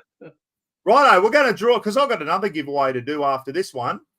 Giveaway tool. We got 35 entries. Here we go. I'm going to draw it. I hope this works. Can you see that? Oh, share the screen, you idiot. I didn't share the screen, everyone. Friggin' rigged. Rigged. Hang on. I didn't share the screen. Friggin' hell, I knew there was something I didn't do. Present. You're not going to believe who's won this. You're not going to believe who's won it. It's going to cost me $1 million to get it to him. Mike Blakely? Mike Blakely in Colorado has won the Townsville Chiefs. Mike, well done, mate. Bloody rigged. Congrats, Mike. Congrats. Nice win. Mike Blakely. I forgot this. I'll remember it for the next giveaway. Sorry, I've got 2 more giveaways, everyone. I forgot to share the screen. I was sitting there in the back of my mind going, Buck, there's something you got to do before you click it. And as soon as I clicked it, I realised what I'd done wrong. But anyway, Mike come up as the winner. Mike, I'll post that over to you. I've got your address, mate. I don't know if that's going to be too big for you, mate, but hey, better too big than too small. The old Townsville Chiefs hoodie with our sponsors on. So that's going to Mike Blakely. Russ, if you're still watching, mate, you got a Townsville Chiefs hoodie going over to Colorado in the USA, mate. How good is that? Stop the screen. Well done, Mike. Good stuff, mate. I'm glad you won it. Now, listen, Mark, we're going to do another one. Zebby's here going, feed me. This one is a Townsville Chiefs tracksuit top, 3XL, so it's a decent size. Townsville Chiefs tracksuit. Those sweaters are good when they're a little bit big, because you can wear them over top of stuff. Yeah. The fact that it's a little big is actually a good thing. Yeah, it's better too big than too tight. So this is a 3XL guy. So if you're decent XL or 2XL size, this will bloody fit easy. It's got Chiefs down the sleeve. Not a bad looking tracksuit top. Hey, Buck. Ooh, Honda Chief. Get ready for another question, Mark. Another question, mate. Mike Blakely wants a recount. I'll send it over to you. I'll send it over to you, Mike. I'll send it to you, mate. I don't know. Mike's probably, I don't know how big Mike is. He's probably bloody small. That thing, him and his missus can go. That's probably a good thing, Mike. You and your missus can fit in there together when you're huddled around the campfire. Mr. Bullet's on 1 hour and 25 minutes. Good on you, Mr. Bullet. How are you, mate? Is Russ Bullet, on? how you doing? Do you see Russ Longson's comment? I've just ordered more Townsville Chiefs polos. You can have a few freebies to give away. Oh, we'll do that in another live feed, Russ. We'll do that in another live feed, mate. Wait till you get them, and we'll do it another night, Russ. But, Mark, we're going to do the Townsville Chiefs I think it's a 3XL, because Russ knows, like, when he did our stuff, he knew, and this is stuff that I'm not going to use a lot of here, mate, in far north Queensland. I'd rather give it away to someone who, we know it gets bloody cold over in Colorado, Mike. So this is, a 3XL, everyone. So it's a good size. It's going to be a nice big tracksuit top. Mike said a small marine. It moved just at the last minute. Where is Mike's comment? Just as I went to click it, it moved by about 6 things. Right, it's a little further up. A up. small marine, I am not. Hopefully that fits you. It's a 3XL, Mike, so it'll fit me, mate. So hopefully that'll fit you. Good stuff. Righto, Mark. Think of another question, mate, and I'll throw it up. All right, what beer were we just talking about? What Canadian beer were we just talking about? Right. Giveaway. Has to be a hashtag, and then the beer. Yep. Now, while that's happening, I'm going to talk about your live feed the other night. You were talking about having to pull you're talking about security guards being armed and how you've had to use your firearm and pull it and things like that. There's a YouTube channel, and Mike Blakely might know this. Some of you might have seen it. HR Funk. He used to be a Marine at one point, and now I think he's a retired police officer, Indiana or Ohio, something like that, Illinois, something like that.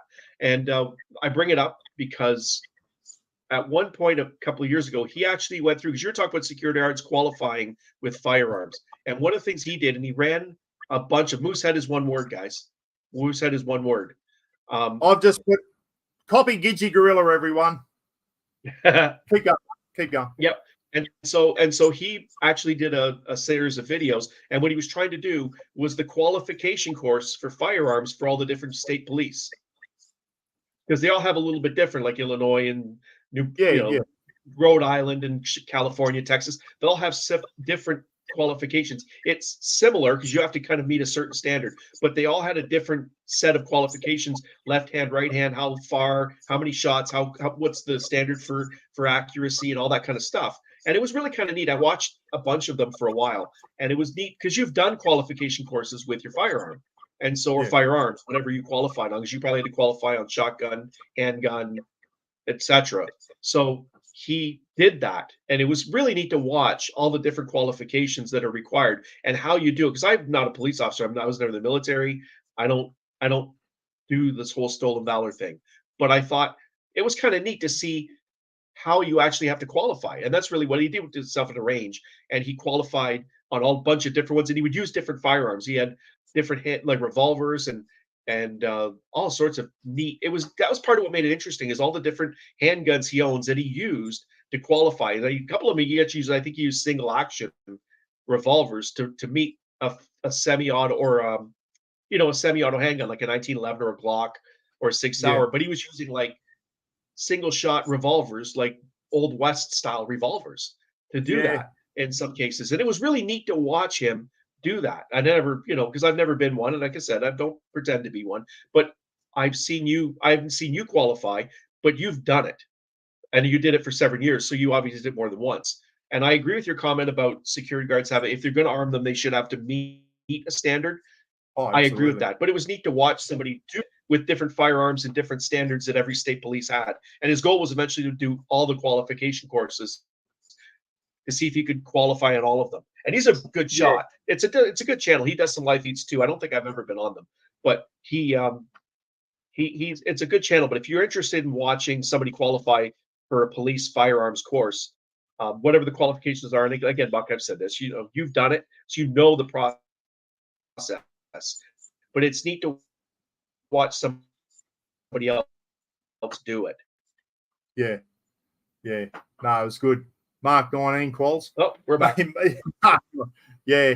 I remember on my corrections course, mate, and that was the last time I shot a Glock was in 2009 on my corrective services course, because I'd used the Glock in the police, and we used the same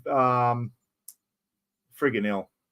The 40 cal Glock. I forget the model number now. Anyway, the 40 caliber Glock handgun corrections course, and I was a pretty good.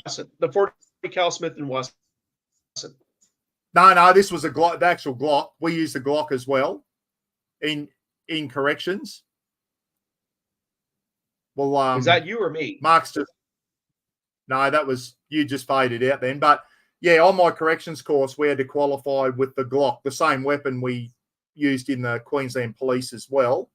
And one of the instructors, he was having a crack. He was ex-infantry. I was Signals Corps, and he was giving me shit about being in Signals Corps, calling me a pogue or a pog, as the Yanks call it. And anyway, we're doing their qualification shoot, and he's going along counting up all the targets and the holes in the targets and making sure everyone's qualified. And when he got to mine, I just punched a 50-cent piece straight through the middle of the thing. You couldn't even count the holes. It was just one big hole. Nice. And he gets to me and I said, count them ones up, mate. And he just looks at me and goes, fucking smart ass. And just kept walking. Because I actually punched a 50-cent piece hole through the center of the target. You couldn't even count the holes. It was just one. It might have been one or two out, but the rest were like that. And I said, not bad for a pogue, eh? And he goes, oh, you smart ass. He kept walking. It's just like there's a meme out there of an army guy. The sergeant comes by and he says to one of the privates, I didn't see a camouflage training this morning, Private Gump. He says, "Thank you, sir."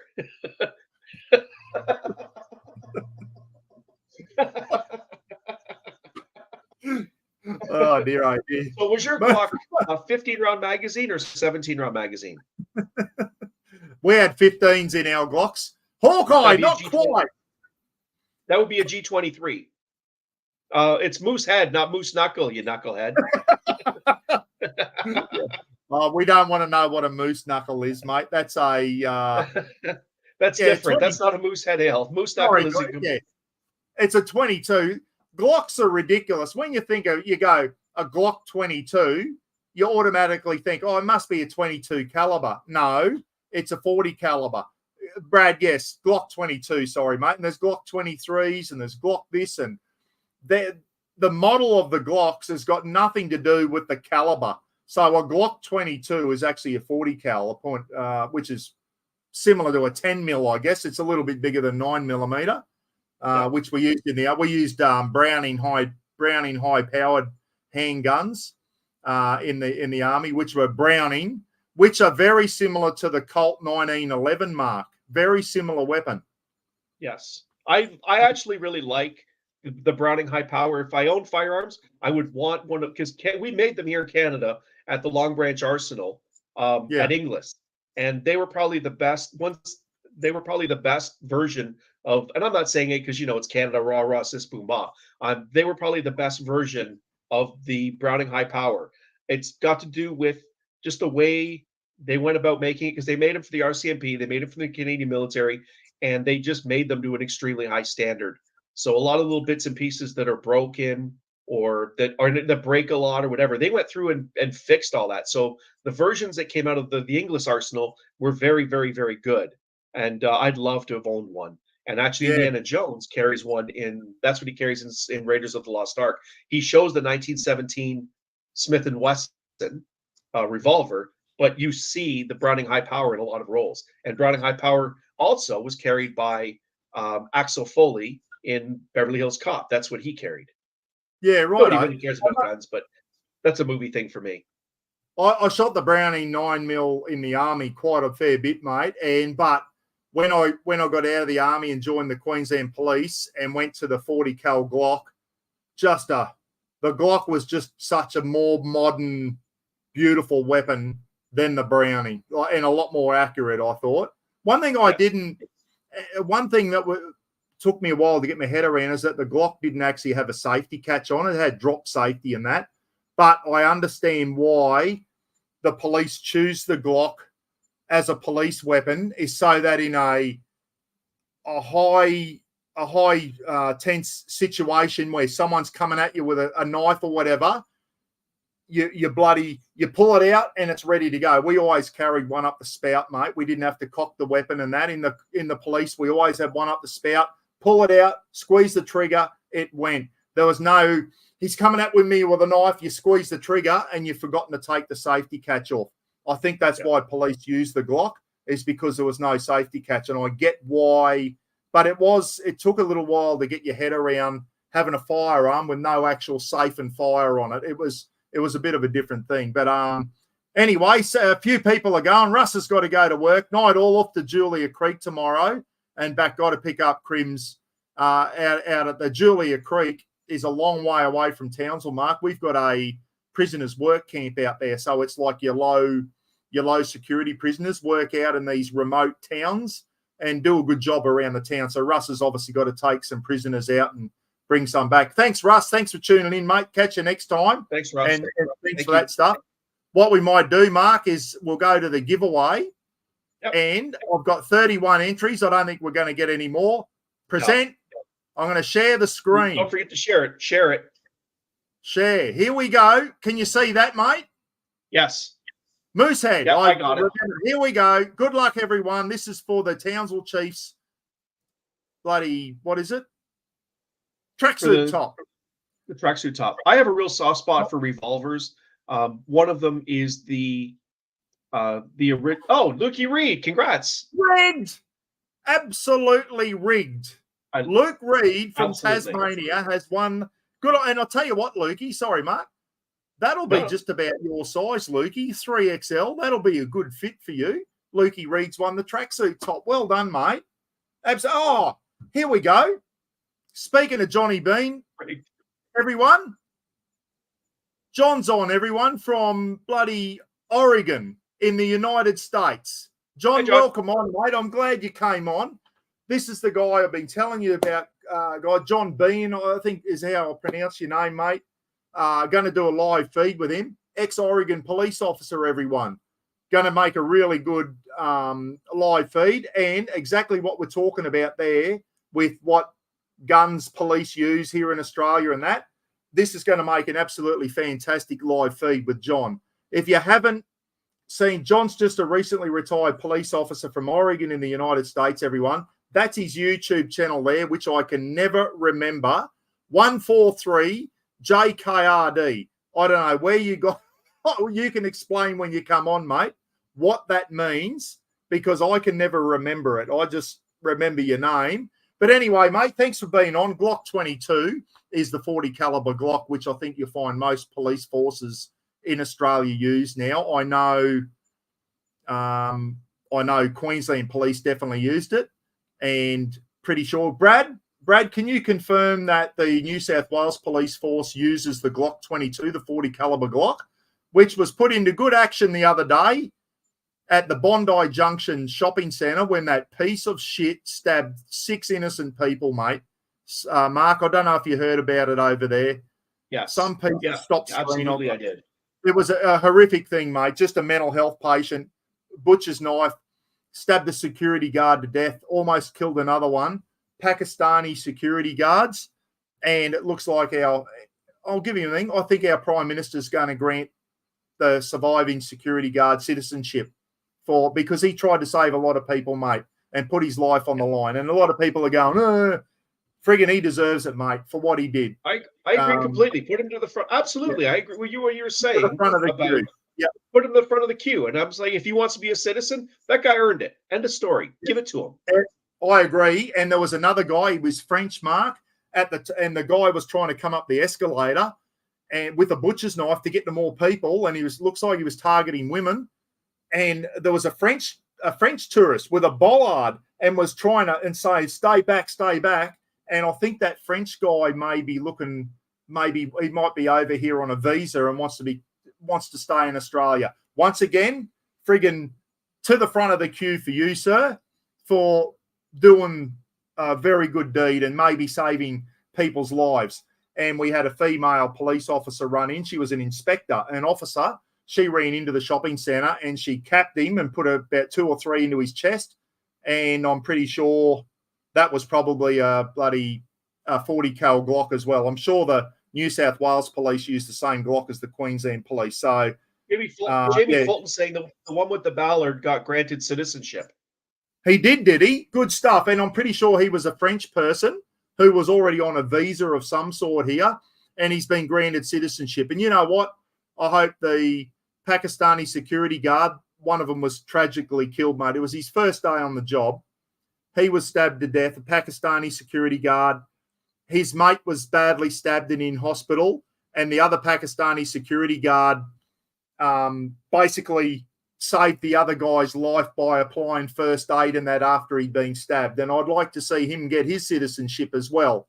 It was a team effort, and a lot of people running in with plastic chairs, and the French guy with a steel bollard and that, and this bloke running around with a knife. And unfortunately, 6 innocent people were killed.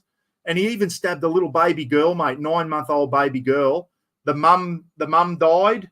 The baby girl, I heard this morning, is making a recovery and is now in a stable condition, which is very, very good news. Who stabs a little baby, mate? Like, honestly. Pieces of garbage. Really, that's your answer. Pieces of garbage. Complete piece of shit.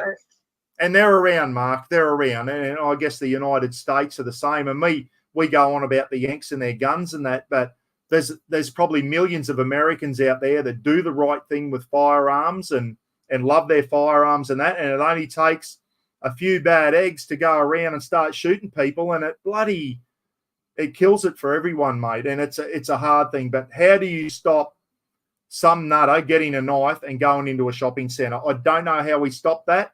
I think we need to arm our security guards up, if not with weapons, at least give them batons and OC spray, pepper spray, at least so they can, and give them some sort of powers of arrest or powers to detain until the police get there.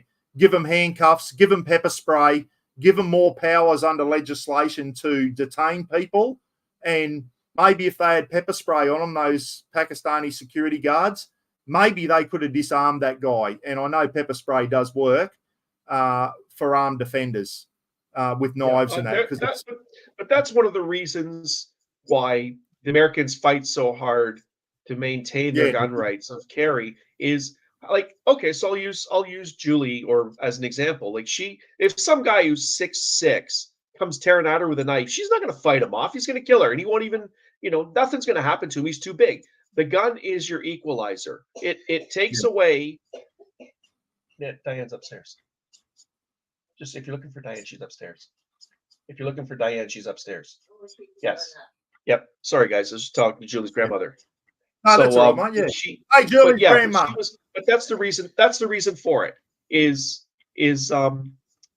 the reason for it. Is your right to defend yourself. That's what the Americans fight for their gun rights for. And that's hard to explain to people who aren't. I'm not an American. I'm here in Canada. It's different. But that's kind of the thing. Is the big one is really what are their rights and what should they be allowed and what should they not be allowed? Where does the line get drawn? And that's really what the big fight is about. People and I understand. I understand the whole argument of, well, if nobody has a gun, then nobody happens. But that doesn't real because here in Canada, it's virtually illegal to own a handgun now. I mean, if you already own it, you can get it, but nobody's able to buy one anymore. You can't carry it around. It's not that easy. But we have gun violence here. Like we have people get shot in the middle of the day at the mall. Criminals will do what criminals want.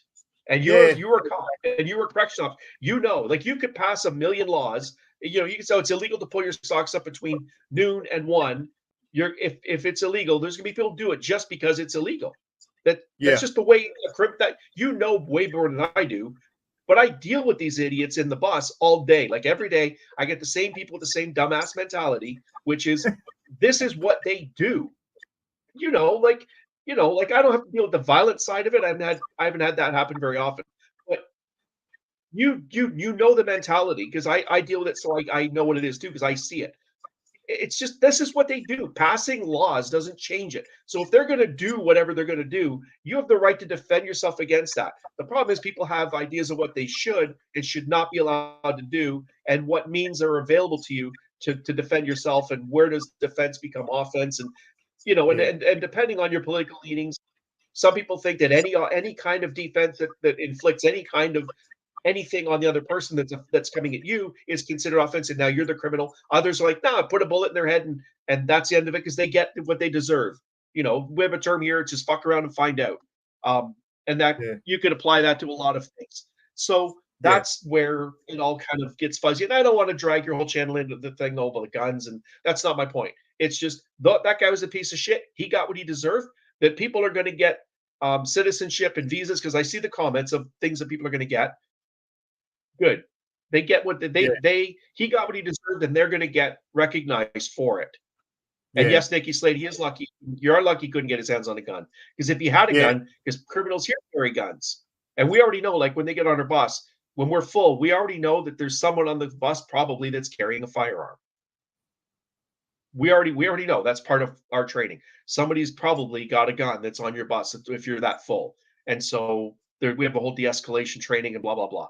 But that's one of the realities of laws. Criminals won't obey them anyways. They're almost exactly what Brad Howell was saying. And a good point here, Nikki. And Mike, if you're watching, mate, I know the USA and Australia are on different ends of the spectrum. We can still own firearms here. We can own it. You can own a 9mm Glock here, Mark. But very strict conditions to get it. You have to do courses. You have to be part of a pistol club and all that type of stuff. But where I'm going with this one, and exactly what Nikki's saying here, this guy was known to police in Queensland. He was apparently known to the mental health, had mental health issues. So if if he got his hand on an illegal firearm, there's nothing we can do about that. But if he did apply to get a firearm, he would have, one would hope he would have come up under the system going, this bloke's been in the mental health system, and it just automatically rules him out. Or if he's got a history of domestic violence or a criminal history, he's automatically ruled out as a legal firearm holder. It doesn't stop him getting an illegal firearm. But as Nikki said, maybe we are lucky he didn't have a Glock with 2 15-round magazines. He could have killed 30 people, mate, instead of 6 with a knife. 6 with a knife's horrific enough, mate. But, yeah, it's a good point there, Nikki, and I'm pro our gun laws. I've got no problems with someone owning a gun, but I think we need to be very careful who we let have a gun. And I don't know, maybe I think we're probably a bit too strict. The Americans are too loose. Maybe somewhere in the middle is where we should be. I don't know, but that's for another conversation.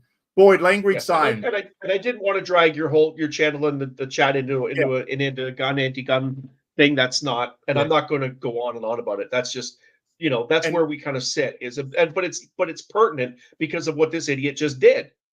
Yeah, exactly right. And people should be recognized for what they did, because bravery is bravery. End of story.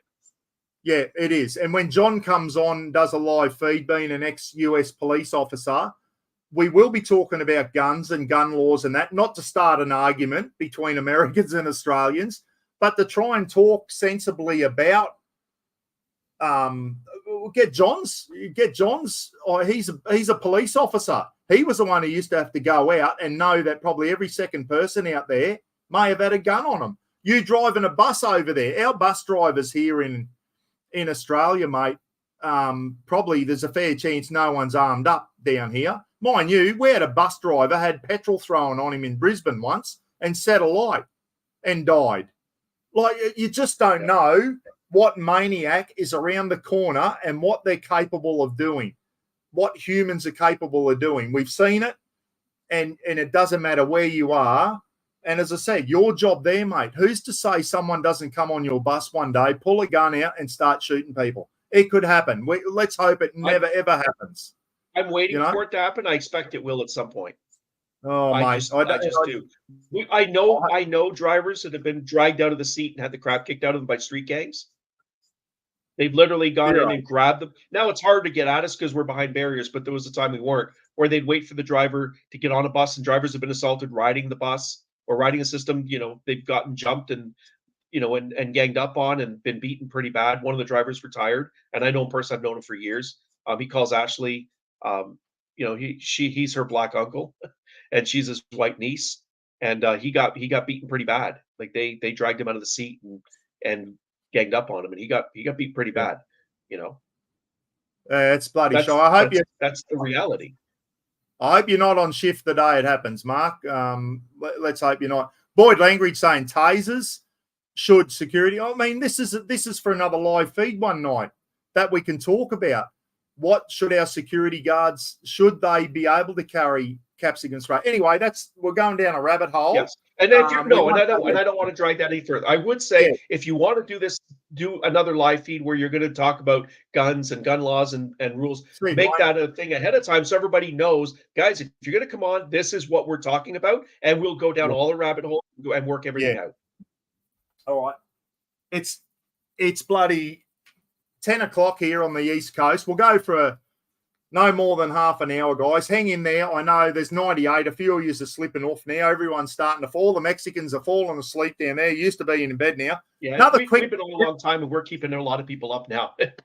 Yeah, no, that's all right. We'll do another quick one. I can't actually see how many people are on the live feed, so all I know is how long we've been on, and I can see what time in the comments, but I actually can't see how many people are on. I don't know why that is. As we speak now, 97. We had 110 on just before, so they're starting to slip off, but we still got 97 on. Hey, another prize giveaway. If you haven't got a Buckaroony and Gidgee patch kit, Buckaroony patch, you got yours, Mark, didn't you? Yes, I love the patches. I do. Gidgee Gorilla patch, a Rafa patch, If you haven't got one, make sure you go in this drawer. And Craig from Out There Touring has sent me heaps of patches. There's an Out There Touring from Craig from Out There Touring and a different one, just the white and black one. And we got some Out There Touring stickers, guys. So go on to Craig's channel, Out There Touring. So he's another one of the community members there. I don't know if you're on at the moment, Craig. If you are, if you see this, I'm going to give some patches away with mine, mate. Some Out There Touring Velcro patches. Put them up on the roof of your four-wheel drive. Mark, think of something else and I'll type it up, mate. You got another question for us? Yeah, something else. Oh, hang on. I've got to get rid of that. All right. What's the national animal of Canada? Righto. The national animal of Canada, everyone. Oh, I've got to type this in again. Here you go. Hang on. Let me get it ready. StreamYard.com/giveaway. Here we go. Choose a stream. Slacken. And it's going to be hashtag. Here we go. Start collecting comments. Here we go, everyone. What's the national animal of Canada? If you're on 15 months ago, you would know because we had this same question. What's the national animal of Canada? And it's not a moose knuckle. Tom's got it. Tom and Lorna. Brad Howell. Here we go. The Oliver family. Yeah. Pete McMurtry. Hi, Oliver family, by the way. I did see you. Beaver. Yep. Ivan and Lisa. Lenny T, Mark Lavelle. Nikki Slade. Yep. Rob's on. Yeah, they've all the Beaver. Yeah. Mark Wallace, Gail Rawlings. How far would you have to go from Toronto, Mark, to see a bloody beaver in the wild? And we're talking about a beaver. Actually just north of here. But they get too close to cities, they trap them and send them and relocate them into the bush. But they do have places where beavers become a problem. And so professional trappers are brought in by the Ministry of Natural Resources, and they trap them and relocate them. Wow. Are they protected species, or can you hunt them now? They're beautiful. They're a cute little animal. They're trapped. Depending on the type of trap you use, you can trap them, and you live traps, and usually the types of traps they use, it kills them. But you can live trap them as well. And you don't hunt them, but you need to have a trapper's license and a quota. You have to have permission, and you're allowed a certain number in a specific area that you're given. And that's how they go out. There's lots of mink, marten. There's lots of animals like that trapping's still done in North America. They still trap here. Okay, and what mainly for the pelts, mate? The fur, or do they eat the meat, or? Well, beaver's eaten. I've never tried beaver, I don't think. But I say that because sometimes you go to potluck and people have they brought something, but whether it's actually beaver or not, I can't say. But people do eat beaver. It is something that people like. It has a completely unique flavor. It doesn't taste like chicken. It doesn't taste like chicken. It tastes like beaver. I was trying to keep a straight face then, and I was just thinking, I don't want to look at the comment section because I know what's going to happen. Yeah. There's been some good ones. I've already seen a few. There's, because of course we're talking. Even when you're talking by yourself, you notice the comments. But some of the stuff that people put in comments, you're just like, God, this is funny. Like it's just the stuff you read. You don't respond to everything because it's impossible to do. Sorry? Don't they make stuff out of beaver tail? Yeah. Beaver tail. People do eat beaver tail. It's out of these are the comments I was expecting. Jamie Fulton. Yes, you like to eat beaver. In Dicko's Destinations. I knew it was coming. Beaver. Trevor Kelly. Yeah. Once you start talking, there's certain things, tail and beavers, and Trev that's probably coming. wants to know what's Bigfoot like to eat? If you're hunting trapped him, you reckon he'd be a bit chewy? I've never had beef. I've never had Bigfoot sausage. I can't tell you. Chow down. Yeah. I'll tell you an animal I wish we did get here because they're cute little fellas is raccoons. I saw a bloke the other day on YouTube. He must have had 30 raccoons come to his house every night, and he sits on the balcony with a big thing of grapes, and they all line up. They don't fight out. They all line up in line, and he gives them a couple of grapes, and off they go, and they're really well-mannered. They're just a beautiful little animal. I know they're probably a bit of a pest in some areas, but They are pests. you got raccoons up there as well, or are they an American thing? No, we got coons here. We get them in the backyard. Raccoons are Is that right? everywhere. They Wow. hit by cars all the time. But there are people who do eat raccoon, and then people who've eaten it, and I've seen this on YouTube. People who've eaten it are like, raccoon is I know people that have eaten it, and they say raccoon is absolutely delicious. And because it's a pest and it eats garbage, I wouldn't eat it. But it's because to me it's like a dirty meat, because and same thing here with squirrels. Like people eat squirrels, but people who like squirrel really like squirrel. Raccoon's the same thing. Because again, they eat garbage, so I keep thinking of it as dirty meat. But if you're up in the middle of the woods in the middle of nowhere, there'd be no garbage for it to eat. So I don't know what they do eat, but they clearly eat something, because obviously it's a mammal. Yeah. But yeah, absolutely. Wow. There's and if you look at like catfish, I don't know if I'm choking. Do you have catfish in Australia? I was off the top of my head. I can't think of whether you do or you don't. But in the Yes, we States, do. in southern states, catfish are really plentiful, and they go noodling for them, and they fish for them and they noodle for them, and it's a staple of a lot of people's diets. You've seen them. You've probably seen videos where guys are in the water. Women do it too, and they reach underneath the holes and they try to grab the catfish by the chin or by their lower jaw and pull them out. Catfish are very, very, very strong, and that's a part of their diet. It's part of their culture. Blackened catfish, or just catfish balls where they mince it up, and with, like, you'd make a rizzle. We call them meatballs. You guys call them rizzles. It's the same idea, but they use catfish meat. And it's just part of the culture, and part in parts of the world. Like deer season, it's not the big deal it used to be. Like I remember growing up, deer season, which is the first week of November, was a huge cultural thing. Huge. You're joking on Bigfoot sausage. We're going south. No, you know what, Jamie? I think you'd be able to manage it. I reckon Jamie likes the sausage. We're gonna bust balls. The Oliver family, I've seen some females on there, and they put their hand in and catch a massive catfish, but I wouldn't have the guts to do it, mate. I bloody no, because snakes live in. That's where the snakes, like the cottonmouths, live in those holes. So I've never heard of anybody actually getting bit, but it must happen, because that's where the holes where the snakes go in. And really, I would. Are you talking about fishing buck? No, we're not. We're talking about catfish balls and beavers and tail. But I would never reach up in there, because I can guarantee you I'd get bit by a damn snake, because that's the kind of luck I have. If I don't have bad luck, I have no luck like you. Pull out a catfish and a bloody cottonmouth snake's latched onto your finger, which are venomous. Yeah, noodling. Yes. Yeah. I've seen Hannah Barron's stuff. I have at Mark Lavelle. I've seen her stuff. She's obviously a good sort. Gidgey said she's tough on the eyes. Yeah, she's hard on the eyes. You can't look at her for very long. Yeah. She's an internet sensation. Like she's popular. Like she has. I think her and her dad have a hunting and fishing show.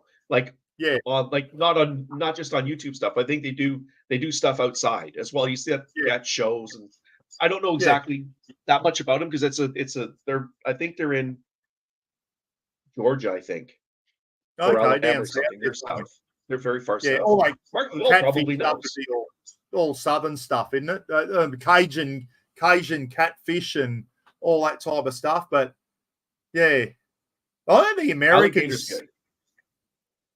Yeah, I've tried crocodile tail, and it was a bit chewy in that, but I've had alligator. I just recently tried that. That was it tastes different. It has a very strong taste, but it doesn't taste like anything else. Actually, it tastes like calamari or squid. It tastes that was the texture and the flavor to me. I was like, this tastes a lot like squid, which I like. I happen to like calamari, which is fine with me. I think you'd know if you got bitten by a bloody snapping turtle, Mike. You'd come out less a hand. They reckon those things can they take fingers off for sure. I don't know if they probably take your thing off. Right, mate, we'll get into this bloody how many we got? We got 25. I'm going to share the screen first, don't I? Present, share screen. Share. I remembered this time. Here we go, guys, for the patch kit. The Mr. Buckaroony Gidgey and Out There Touring patch kit and a couple of stickers. Here we go. Let's see who wins that. Can you see that, Mark? Yes. Yeah, it's coming up. Oh, Pete McMurtry down in Townsville. Well done, Pete. Pete's probably already got some. Congratulations. McMurtry, bloody, he's Pete's a Kiwi, if you don't know. He lives in Townsville, just a few hours down the road. Got to call in and have a coffee with Pete. Well done, Pete. Well done, mate. Now, how do I get rid of that? That one. There we go. There you go.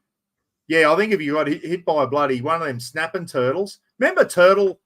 Did you ever see that guy on, what was it, Discovery Channel? He Turtle Man or something? No, not Jack Turtle. Turtle Man? I think he's dead now. He used to make that silly noise and go bloody hunting alligator turtles. Alligator turtle's the same as a snapping turtle, I think, isn't it? I think so. I think that's just a different name for it.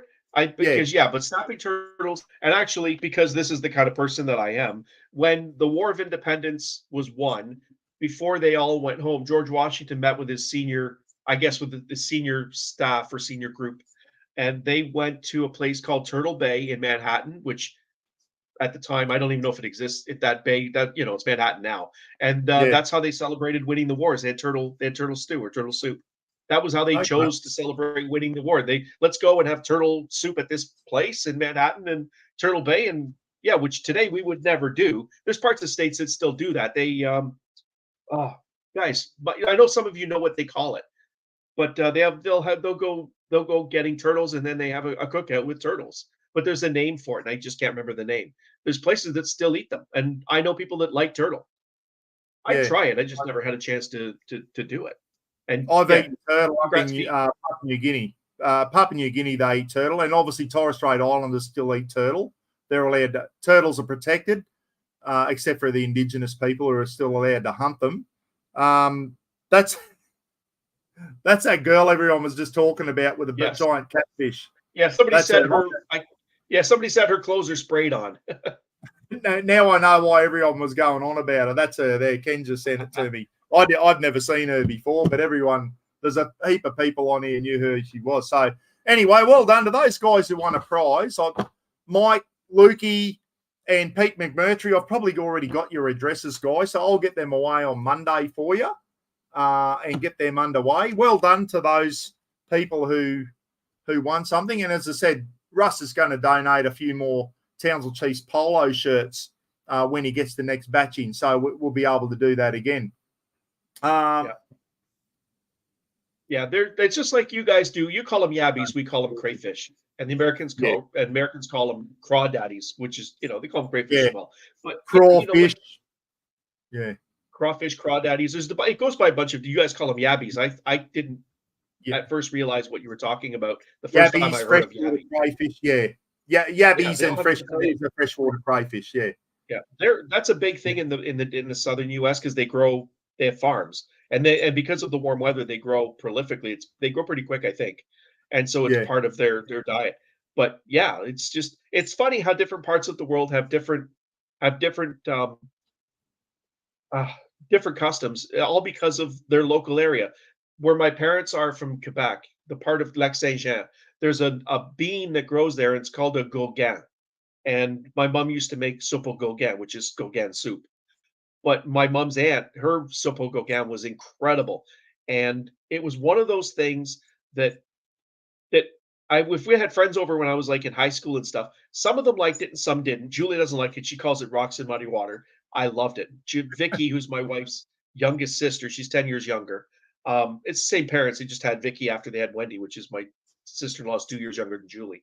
Her ex-husband, Jeff, he loved soupe au gauguin. Ashley likes it too, but not everybody does. But that's because the bean grows locally. Now they sell it and it's canned and you can buy it in other places. But when we went to Quebec in the summer, I loved getting there to have soupe au gauguin because this is the only time I ever got it. My mom found a bean that was Portuguese that was similar, but it wasn't quite the same. But it's funny how you have just different customs based because of where you are. Like, look at the Cup Mara you did. I still think that's awesome. And the guy that I found, Frugoni, the guy that's Argentinian and lives outside of San Antonio, Texas. And, the big fire pit that I said. Yeah. Like, if you look at the way Argentinians do things, it's similar to Texans, but it's still different. There are different cultural They're different. There are differences based on their local culture and ingredients and the environment that they live in. And it's neat to me to see that. I'm interested in it. And, and I don't want to Yeah. go on for hours here because I can. I think you guys know I can. Um,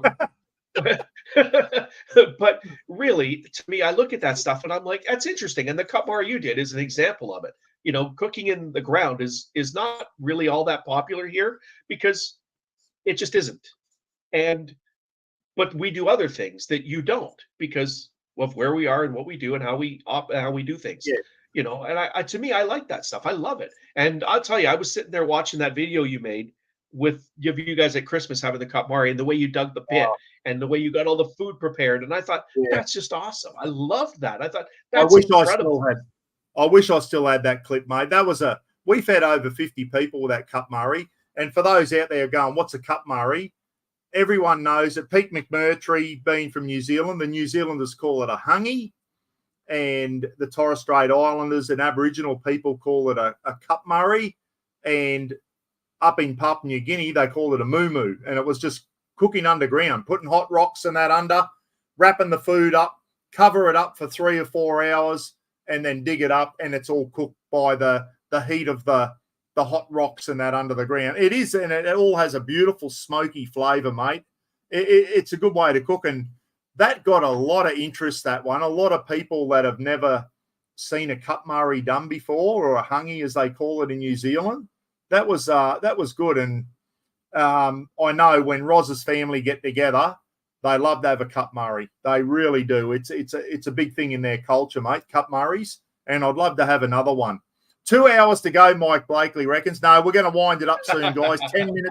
10 minutes more. We're going to go. We're down to 90. We've still got 95 on. It's nearly 10:30 at night. So thanks for sticking around. I have a question for you, Buck. Do you eat turkey? Yes, mate. You do eat turkey? At Christmas time, I'll have turkey and Mum, turkey, a roast turkey, and Mum always makes a mace sauce, which really goes well with turkey. I don't know. Don't ask me what mace sauce is. It's not like mace that you spray in your face. Mum always makes a mace sauce to go with a turkey. And we eat turkey. We don't have Thanksgiving here in Australia. Turkey we eat at Christmas time. Okay. Keep them entertained. Give me 1 minute. I'll be right back. Righto. Too easy. 1 minute. Buck's a big turkey, Brad reckons. Absolutely. Yeah, so no, it's good. It's been good to have Mark on, and talk about it's interesting listening to people from overseas. And once again, looking forward to having John on, an ex-Oregon police officer. That'll be a good chat too. And as I said, we could talk to Mark for bloody 10 hours. We should do a marathon live stream one night, an all-nighter with Slacking, and we could talk about all sorts of shit. Mike Blakely saying, should do another cook-up so you can film it again. Absolutely, Mike, and that's on the cards, mate. Well, probably winter times, the cooler weather's coming up soon. Might do that. We might get Roz's brother-in-law, John, down. He's the Kapmari king. We might do another Kapmari. And, Mike Blakely saying the sun's just come up, Slacking. Yeah, it's daylight here. It's almost 8:30. Now, I thought this was turkey, but it's chicken. This was going to be a surprise. But this is going down to you. Oh, wow. Chicken and sausage jambalaya. That's a Canadian recipe menu. Yeah, I got one for you. Wow. What's jambalaya, mate? Well, I've never heard of that word. I know. So this is going to go down to you. You can cook it, open it up and do a video on a ration. And this is going to you. So you can Google jambalaya. You'll like it. I know you eat sausage. You're particular with your chicken, so I know that. I thought it was turkey for some reason. Chicken and sausage. This was going jambalaya. That was going to be a surprise. It is going down to you. Via Lukey Reed's parents? I'm hoping, because I don't know if they're going to be back before Luke leaves for the Legends camp. They haven't answered me back. Yeah. I imagine Luke probably put the answer in here, but I missed it. I won't even lie, I missed it. Lukey, are you still on, mate? Are your parents going to be back before you get on the Spirit of Tasmania up to the mainland? We didn't see if you put it on before, we missed it. Sorry, mate. Jambalaya or whatever. Did you say what it was? What actually is it? Well, if you were to pronounce it the way it's probably been pronounced traditionally, it would probably be jambalaya. That's the way I've always spelled it or pronounced it, is jambalaya with jambalaya. But I think it's a French. It's kind of an English word of a French word, which I believe it became Cajun. If you were to pronounce it the way I imagine Cajun pronounced it traditionally, probably be jambalaya or something like that. There'd be some French in there. Yeah. Benny Lux has just got back from the pub. He said he's 15 years deep. He's got a kebab in his hand, and we're still on Jibber Jabber. Yes, we are. So this is going down to you. Huh? I'm actually trying to get my yes. Oh, they are sweet. Yes, because I have like a fair bit of stuff to send down, and there's a few things I still need to top it up with. This is one of the things that was going to be a surprise for you. But one of the reasons I'm actually bringing this up into the live feed, which I already thought of doing this, but I forgot to bring it down, is, and I'd like you guys to put this in the comments, and I want to get your opinion on it since I'm talking to you. How would you like to do a video review on this IMP and do a video of it, but at the same time talk about the British or the Australian contributions to places like Mesopotamia or Persia, Gallipoli, Beersheba, all that stuff, and then the Kokoda Trail it's the trail, right, or track, Kokoda Trail, right? I call it both, mate. Yeah. Okay, because that's why I get mixed up, because I hear both. And then the kind of the sort of things that were the involvement with the Japanese in attacking Australia during World War II, and I kind of like to put, because I'll sponsor the video, right? It's sponsored because I'm sending it to you.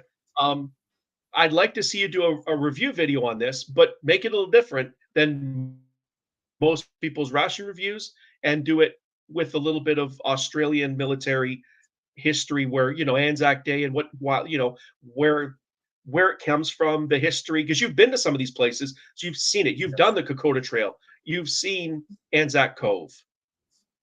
You've been to Anzac Cove, right? No, my daughter Lauren's been to Anzac Cove and Gallipoli. Okay, so I got it confused. Yeah.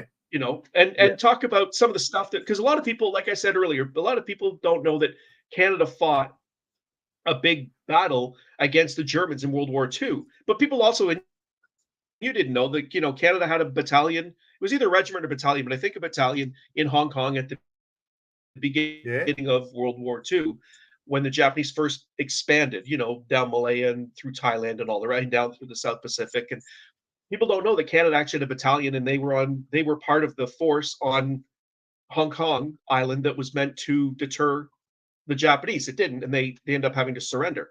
But I would love to see you do a video, because I know how much, because I've known you for a while now. We talk about this all the time. You have a ton of knowledge about that stuff, and so I was hoping you could talk about it while you do the ration review. Well, two things I can talk about while I'm doing the ration review, Mark, is that Canadians were in Hong Kong with the Japanese surrender, and the Aleutian Islands, when that incident on the Aleutian, that you fought the Japanese on the Aleutian Islands, and the blue on blue incident with the Americans. Maybe there's another one I can find out. We all know that the Canadians were on the beaches in Normandy.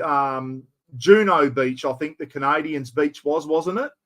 During the invasion in Normandy. We all know that it was the British and the Americans and the Canadians were there on the D-Day landings in 1944 at Normandy. And I'm pretty sure the Canadians stormed Juno Beach, not Omaha Beach, as we know was the American one. And I'm pretty sure Juno Beach was the Canadian one. Yes, Juno Beach was the Canadians. Yeah. Yeah, and that's something I'll talk about. The Canadians stormed Juno Beach, and actually the Canadians got the furthest inland on D-Day. Well, there you go. I didn't know that. We'll talk a bit about the Canadians at Passchendaele and some of their brave feats. And as we know, the Aussies and Canadians, mate, we're only a small force in World War One, but we punched above our weight. And the Canadians and Australians and the Kiwis got a very, very good reputation as being good soldiers in World War One. And I think it's something that we can be proud of as the Canadians and the Aussies. Germans did not want to face us. Yeah. Absolutely. So, but yes, that's absolutely true. Yeah. And actually, that's 100% true, Buck. I'm having some problems. You're cutting back and forth. I guess our internet's getting busy, but we have good internet. But we've had issues even on this one. You've cut out a few times, and I've cut you off because I didn't know there's a lag till it catches up. But you're 100% right. Really, you are. That's the best way to word it. And a lot of people outside of Canada and Australia don't know to what extent we fought and the types of things that we provided. Like Canada built over 900,000 vehicles in World War II. Like tens of thousands of flyers trained in Canada. During World War II, we had bases all over. They trained here. British Commonwealth, even Americans came up and trained. Camp X. Yeah. Have you heard of Camp X? Okay. No. Well, a lot of people don't know Camp X. Now it's gone. It's just a little. The area is completely built up. There's just a little sort of memorial to it. But Camp X was a huge. The Americans, the OSS, started by coming here to Camp X, and that's where they started to learn how to do, spy business or whatever you want to call it back then. And that's where the OSS started. They did that, and then they brought it to the States and built their own schools and stuff. But it was because you can do water training because you're on Lake Ontario, so it's an enclosed area. You don't have to worry about the Germans coming in or anybody flying over. Yeah. And they actually shot and killed one person that was just off the shore because they might have been a spy or whatever, and they actually killed this person during the war because they got too close. The area where they were was at the time it was totally secluded. It's just part of the GTA. It's just between Oshawa and Whitby. It's right down on the lake. At the time, it was completely secluded. There was nothing there. That's why they put the camp there. But this person came close along the water, and I guess which people don't realize that happened. Well, that's what I'll do, mate. Now that I know that a Canadian ration pack's on its way down to me, I'm going to start doing a bit of research into Canadian military history. Just keep it nice and short, maybe 5 or 6 little short stories that I can tell while I'm doing the review on the thing. So that'll be good, mate. Thank you so much for that. And also talk about the Aussie stuff. Now, I am trying to get my hands on a lamb stew one. So you're going to keep one and I'm going to keep one. Which would you prefer? If I can get the lamb stew, and I may not be able to, this is what you're going to get. Would you prefer lamb stew or jambalaya? Jambalaya we works? Can get lamb stew is a common one that we'll get in the Australian ration pack and that, mate. So that one's a bit different. Which is why I went and got this. Yeah, no, that'll be good, Mark. Thank you so much for that. All right, what we'll do, mate, is seeing as the internet's everyone's starting to get on there, we're going to get you to do your little thing that you were going to do before we sign off for the night, mate. All right. Do you want to do a minute's silence afterwards or no? It's up to you because you already mentioned it. That's the only reason I'm bringing it up. We can do this at all of our ceremonies in Canada. Yeah, all of our ceremonies in Canada, we read this out as part of our, the minute's silence, the ode. This is one of the things. This was written by Colonel John McCrae, who was a doctor, in I think 1915 in Flanders Fields during I guess a lull in his that's you guys can Google in Flanders Fields John McCrae and read the whole story. I'm not gonna sit here and bore you with it. You can Google it. But this is read out at every one. In Flanders Fields the poppies blow between the crosses row on row that mark our place, and in the sky the larks still bravely singing lie scarce heard amid the guns below. We are the dead. Short days ago we lived, felt dawn, saw sunset glow, loved and were loved, and now we lie in Flanders Fields. Take up our quarrel with the foe, to you from failing hands we throw the torch be yours to hold it high. If ye break faith with us,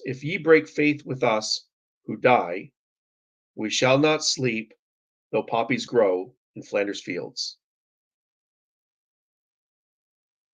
Thanks, mate. We'll have a minute silence, everyone, and think about Anzac Day this Thursday, eh? All right.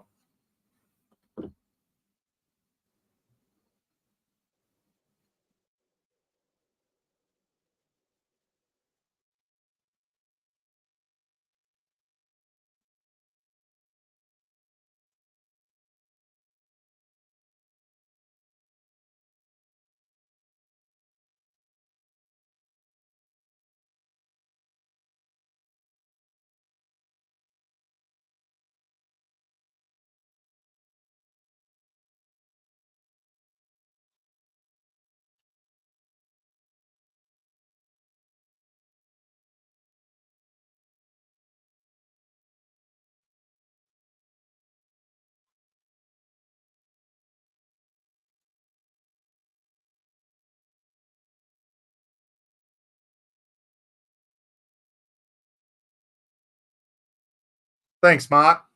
And you know what, Flanders, mate. The Australians fought in Flanders as well. That was one of our big battles in World War One. As soon as you said Flanders, I thought Aussies were there too, and I'm sure there's a lot of battles there. Passchendaele, Flanders, where the Canadians and the Aussies were side by side, mate. You know, and but anyway, what a terrible war that was. Absolutely. Mike Blakely saying, lest we forget, Semper Fi. Good stuff, Mike. Yeah. I don't know if you saw the thing I put on Facebook, mate. Mike sent me a picture at nighttime of the U.S. Marine Corps Memorial in Colorado. What a beautiful photo that was, mate. Really good. No, I don't think I did. Oh, mate, it's on my Facebook page there. You'd have to scroll back a little bit more. There's a picture Mike sent of the U.S. Marine Corps Memorial in Colorado. Stunning. Absolutely stunning, mate. And that's, you know what? That's why I think America, Australia, the UK, the Kiwis, you know, Aussies, we're all so close, mate, is because we all fought beside each other in the wars. And it means a lot, mate. It means a lot. When we've been fighting side by side with the Yanks since World War One, and been in just about every stoush with them since. And so a couple of people can argue that some of the wars we probably shouldn't have been involved in, Vietnam being one of them, maybe Afghanistan again. That's down another rabbit hole. But that's why we're so close to the Yanks, mate. And we'll never forgive or forget what the Americans did during World War II, mate. Like, I know they kind of had to enter the war after Pearl Harbor, but I'll tell you now, mate, if it wasn't for the Yanks, we'd probably be Japanese now. Like, well, I'd be speaking Japanese. And absolutely, yes, you would. There's no doubt. Say, oh, we're up the Yanks' asses too far, you know. Well, people have got short memories, mate. And for older Australian, like my dad and that, mate, my dad, mate, loved the Yanks because he was around during the war. He was 16 when it finished. He was almost ready to go to join up when World War II finished, my dad. And like, they remember what the Yanks did for us. And you only have to go down a couple of hours down the road where Gidgey lives in Townsville, mate, or even an hour down the road. There's a Coral Sea Memorial there. And there's American stuff of American ships that were lost and Australian ships in the Battle of the Coral Sea against the Japanese. And that's an hour down the road from me, mate. So all the way down the coast here in North Queensland is reminders of how close the Australians and the Americans are. Yes. You know, in World War One. Yes. A lot of Americans died saving Australia. A lot. Yes. I mean, a lot. And Canada during the Cold War, and even though Canada actually until Elliott Trudeau Justin's dad, got himself elected, tore the military apart, we were punching above our weight militarily to keep the Russians at bay. But they regularly invaded our airspace coming down into Hudson Bay, and they'd have to be intercepted.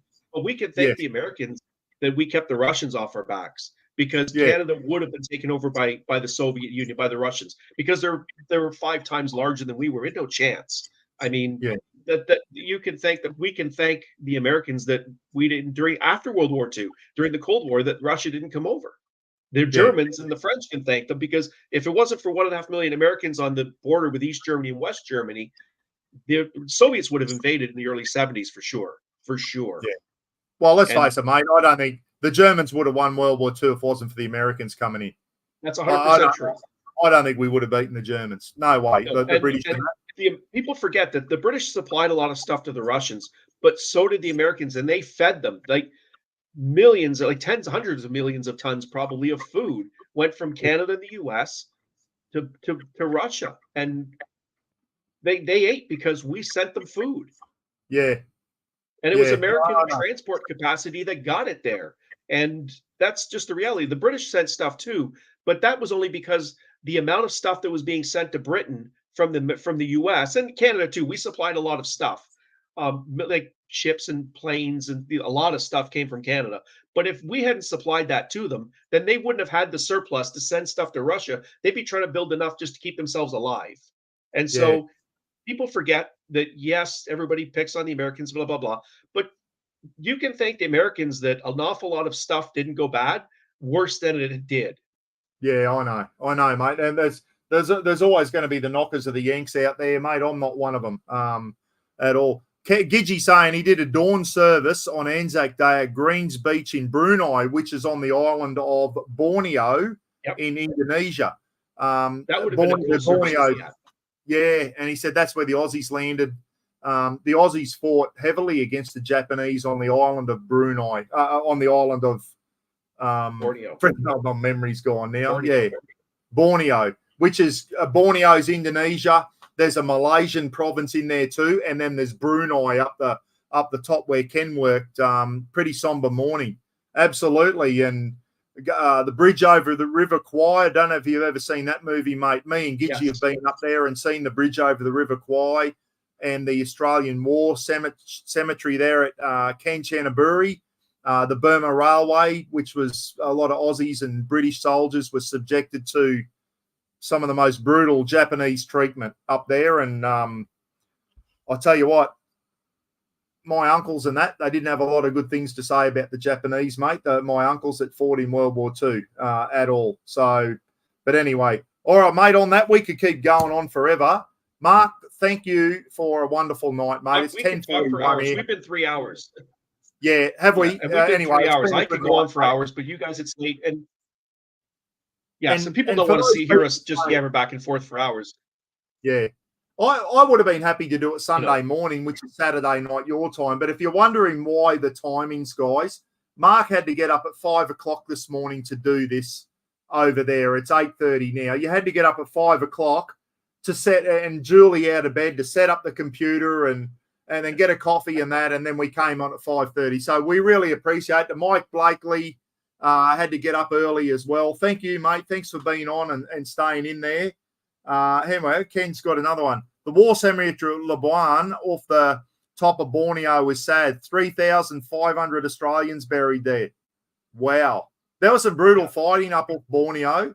And there's a thing on YouTube, and it's got the Australians going through on Borneo, and there's an Aussie there with a flamethrower. And getting into the Japanese with a flamethrower. It was brutal warfare, mate. Bit like the US Marine Corps going through the islands on the way up. The Aussies were doing the same thing in Borneo on that. And it showed an Aussie soldier with a flamethrower getting into a Japanese bunker. And that was just brutal warfare, mate. And from what I heard, mate, there wasn't a lot of prisoners taken between the Aussies and Japs. It was a two-way street. The Aussies didn't take too many Jap prisoners either. They didn't. They hated each other. That was absolutely, that was an understood thing between the soldiers. Is we're not taking prisoners. They're not taking us prisoner. We're not taking them prisoner. Yeah, you know. And the Aussies, that's one of the things. Yeah. That's what, like, you look at Stalingrad, and it's not the only place that it was kind of. I mean, yes, I'm not saying it's not bad, but the soldiers understood. There's no prisoners here. We're not throwing our hands up because they're gonna shoot us anyways, and we're not taking them prisoner. When you meet, one of you is gonna walk away alive and the other one's not. And that was just the reality. The Americans did it in against the Japanese as well. You know, this is, you look at video. I mean, there's, and I've seen it where you see videos of Americans and Aussies fighting the Japanese, and how the cameraman got that close is beyond me. But they're right there behind, like standing Yeah. as far as I am from this computer behind the guys fighting, and 8-10 feet on the other side are the Japanese. And you see what's going on in the videos, because you and I have said a few about flamethrowers and stuff, but you Yeah. see that and you're like, wow, like you understand when you see that, you understand the types of things that some of these guys saw. Yeah. Like just brutal warfare, mate. Absolutely brutal warfare. Mike Blakely saying, thanks, Mark and Buck. Thank you, Mike. Thanks for tuning in, mate. Gidgy and everyone else who stayed on. We still got 82 people on at quarter to 11 at night on the East Coast. Solid. Like we've been going for 3 hours solid. We're really just talking. I mean, we're kind of all over the place, but that's really what our live feeds do anyways. But I wanted to thank all of you guys for coming on and supporting this. I mean, it's late at night. We've been on for hours, literally for hours, just going back and forth and having, I'm loving this. Like I am loving this. But I want to thank all of you for coming on and supporting it. And and I'm looking forward to Buck getting this so that I can see what you do with it. And don't remember, don't eat the mint. Don't eat the mint. That bloody puff up napkin thing, dead set. That was funny as bugger. If you haven't seen it, Mark sent me a little, and what you do is soak it in water, and it's like a wet napkin to wipe your face. I thought it was a friggin' mint, and I nearly ate it. And it was a puff up bloody hand towel. Anyway, I copped a lot of shit over that one, mate. Let me tell you. Thank you, everyone. Yeah, they're towel tablets. I sent you guys a bunch of them last time I sent stuff down a couple of years ago. They're toe tabs are what they call them, short for towel tablets. But we buy them here. They're not expensive. I thought they were mints, mate. They're bloody bit chewy. I was dying when I saw that. You're like, oh, and there's a mint. And I'm thinking, I don't think there's a mint in there. I'm thinking that, and I couldn't really think at the time what it was because it just wasn't computing. I'm like, a mint? There's no mint in there. I don't think so. What the hell is it? It didn't, you know, I can hear the beaver calling. Jamie Thornton will go in, tap his missus on the shoulder, and she'll knock him clean out. That's right. You know, it's 11 o'clock at night. I'm going to knock you clean out. That's it. There's no gutter we won't go into. we're past gutter level, mate. We're down in the sewers. Well, dear idea. Anyway, mate, thank you so much. Love to all the family up there in Canada. Really good to have you on. We've got to do more of this, mate, because I know people love listening to you. You've got a million stories. People love hearing about here in Australia, love hearing about Canada and that, and love hearing about the USA and just stories that are a bit different, you know, and I love, rather than everyone listening to my stories, listening to your stories, mate. And there's been some really good ones tonight. It's been a long one, but it's been a good one. And thanks again, Mark. You're a bloody I've never met you in real life, mate. I'm gonna add one thing to your story, and then I'll let you.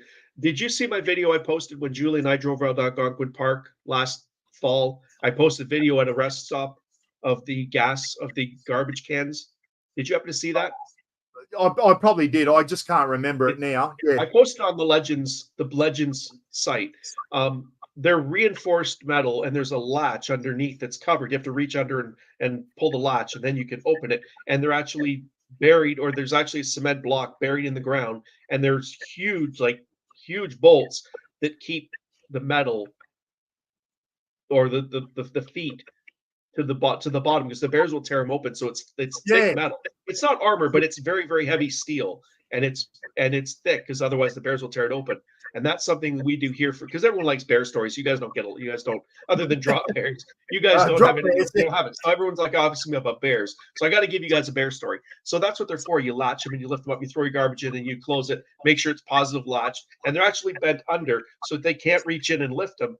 There's actually an under lip, and it goes past. You know, like when it closes, it goes past it and seals it, so they can't open it. So everyone likes a bear story, so I got to throw it in because I haven't given you guys one. And that's what we have on our garbage cans to keep the bears out, because that's what you have to do. I love seeing the black bears that come into people's backyards, into the swimming pools, and bounce on the trampolines, and they're funny buggers, the black bears, eh? And obviously you get grizzlies up there as well, eh? Or are they an American thing? We have grizzlies. There's Kodiaks. If you go to Kodiak Island, they have Kodiaks. Kodiak bears are massive. We have lots of polar bears, though. Polar bears can get very aggressive. If you look at pictures of buildings that are up in polar bear country, you'll see there's huge cages around the doors that they can't get in, and then you open the door from there. You actually have to open the door out because the bears, if they were to manage to get through the cage, could actually get through the door. These big heavy metal doors, they could push them in. So the doors have to be jammed, like you close the door from the outside in and you jam it against the jam. Otherwise, and it's reinforced so that they can't get in. Well, polar bears are the most aggressive bears out of all of them. If you listen to Joe Rogan, they're the most aggressive bears out of all bears. Yes. Yeah. I believe that. I believe that's 100% true. Yeah. I don't know why that just.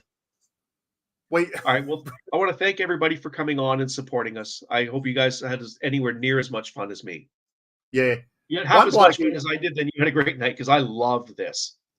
One bloke who's Mr. Phil W., he's 3 hours ahead of us, so it'd be like 2 o'clock in the morning. Phil W. would be over counting sheep now, but Mr. Bullet, he's 2 hours behind. He's over on the west coast of Australia, so it's only bloody 8:49 for Mr. Bullet. He's probably going, go on, bloody stay on and talk another couple of hours. Anyway, thanks again, mate. Thanks for everyone who stayed on tonight. Really good chat. We just broke 3 hours. I think this is probably your longest live feed. No one's beaten Phil the Maniac. He cracked 4. Did he really? 358 or something. Wow. Talking by himself. Phil the Maniac cracked 358, I think, 350. He nearly cracked 4 hours. So we still got a long way to go to beat Phil the Maniac. Okay. Next live feed we'll make a point of beating 4 hours. You know what would be good? If we did an all-nighter and just have special, like you and me on, but then have special guests come in throughout the night for half hour or whatever, and then come on, then have another special guest and do a marathon live feed, mate. We might look at doing one of them with a heap of special guests on. What do you reckon? That would be awesome. Yeah, that would be awesome. Line up, guys, and there's a bunch of them aren't here now as well. But yeah, you want to be on? Put it on, and we'll interview you. Everyone gets 30 minutes or whatever. And we'll go. Brad Howell, you're on between 8 and 8:30, and Mike Blakely 9 to 9:30, and just have special guests coming on throughout the night. I reckon that'd be a good night, and have a marathon. Everyone can bloody take their vitamins, and we'll do a 12-hour marathon all nighter, like at the drive-in. Remember the drive-in movies, mate? You used to go there and have an all-night marathon at the drive-in theaters. Yep. Yes. Those are, you know what? You don't have, Buck slacking is only just warmed up. That's 100% true, Andy. I could keep going. And I'm going to quickly, because I know I've cut you off, and I could go on for years and not stop. But I do want to make one comment of a personal challenge that I have. I don't think I'll ever get the opportunity to do this. They were talking about Bill Murray. You guys all know Bill Murray, the actor.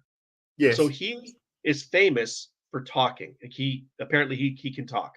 So he was on the set. They were on the set of, I think it was Ghostbusters, and some suits showed up, and they were talking. And then he went up to him, and just out of the blue, and he just started talking to them for like 45 minutes. He's just talking to these guys about whatever the hell is coming out of his mouth and his head. And he was talking and talking. And he said, after 45 minutes, these guys probably said to themselves, "Who is this motherfucker?" And I thought to myself, that's what he thought. This is him. This is literally what he said. And then they're probably like, "Who is this motherfucker?" And I'm thinking to myself, he can talk. My personal challenge to see if he can outtalk me. It's not if I can outtalk him. I'm convinced I could outtalk him. I'm convinced of it. We just stand there and talk to each other without. He can say whatever the hell he wants. I will say what I want. I can promise you, after 14 or 16 hours, he'll be like, "Okay, I give up." I remember the last live feed. You were talking, and Julie had put a comment up and go, "Buck, interrupt him, or he'll just keep going." Yeah, I'm. When you made a joke about me just warming up, that's not even close to the truth. I literally could just keep going, and I know you guys don't want to hear me yammer for hours, but I love your idea of putting people on every 30 minutes, and we set up a specific live feed in the fall. Late October, November, something, like 6-8 months from now. We'll work on that. What do you reckon, everyone? We'll do a marathon, an all-night marathon, me and Slacken, and we'll have special guests on throughout the night. John's on, everyone. I just wanted to go on there, make a note of this YouTube channel, and because we're going to be doing a live feed, ex-Oregon police officer. That's going to be a good live feed, Mark. That one there with John. So go on and follow John. He's been down at the he's got a nice little camper that he tows behind his vehicle, and he's been down in the redwoods, I think it is. Is it the redwoods of Northern California? Absolutely stunning forests and that, mate. So everyone get on and support 143 JKRD. And when John comes on, we'll actually find out what that name means, where it came from. It's probably his number plate, is it? Anyway, thanks, mate. That's what I'm thinking it is. That's what I'm thinking it is. Is it a number plate, is it? That sounds like a license plate, yes. Okay, righto, a license plate. Yeah, all right. But anyway, it'd be good. But as I said, we've had TexPat was on the other night on my live feed from Washington State. John there in Oregon, Slacken in Colorado, you up there in Canada, mate. We've got some North Americans on. Great to see. Steve W., Andy Riches, Scruffy Bollocks up in the mother country. Good stuff. Phil W. over there, over the ditch in New Zealand. As I said, he'd be counting sheep about now. Thanks again, Slacken. Good on you, mate. Thank you for having me on. I love this. This is I hope awesome. you realise how much everyone in the community loves you, mate. Like everyone just thinks of you as a mate, and that's a big compliment down here. When people say, "Oh, he's a good bloke," that's a big compliment. If someone says he's a good bloke, it's a big compliment down here in Australia, and that's what everyone thinks you are, a good bloke. Everyone loves you. You're all bloody just part of the. You know what I mean? You're a real character in the community, mate, and everyone loves hearing from you. And as you can tell from tonight, still got bloody 76 on, and it's 11 o'clock at night. It's and we late. had well over 100 earlier in the night, mate. Yeah. So everyone loves hearing. And it's Saturday night. People have lives. So thank you for coming on, guys. And here you would say they're good people. Like you guys are good people. It's the same. Yeah. It's the same thing. I love you guys. I literally like you guys. You have no idea like how much like you guys mean to me. I'm like, this is awesome. You guys are great. And you're I can't say enough like how much I like this whole the Mr. Buck Rooney community. You guys are friends. A bunch of you guys, we chat back and forth, and I get, you guys bust my balls, I bust yours. We send you just like you and I, Buck, we send each other crap all the time, and just going on busting my balls about stuff, and I pick on you. You pick on me. That's what friends do, and I just want to say thanks to all of you. I just do. You guys are use your term, you guys in the chat room as well as you, Buck, but you guys in the chat room, the guys that have logged out, and some people who can make it on tonight because it's Saturday night. People are doing other things. Last Saturday night, Julie and I went and saw Brad Williams. If you get a chance to see Brad Williams, who's a comedian, he's a midget, go see him. Oh my God, he is funny. The stuff you see on YouTube is nothing compared to what goes into his live show. Because there's stuff in his live show I don't think he can put on YouTube or get banned. It is funny. Brad Williams, he's a midget. Like that's what he calls himself. So I'm using his word. He's a midget. And he is funny. So if you get a chance, go see it. But you guys are absolute legends. Thank you. All right. Thanks again, Mike. Thanks for having me on. Thanks for having me on. Thank you. No worries, mate. And we'll do a marathon before the end of the year. What do you reckon? That'd be great. Do it in the fall, like late October, November, something like that, or maybe even late November, something. Done. And we'll do a 12-hour. And whoever wants to come on, and we can have if 2 or 3 people want to come on at the same time with us, then absolutely put them on and we'll talk shit. People can bloody come on and go as they want. Anyway, thanks for tuning in, everyone. Thanks for watching. It's been a great night. We'll do it again, as I said, towards the end of the year. See you, everyone. Enjoy the rest of your weekend. Thank you. Thank you.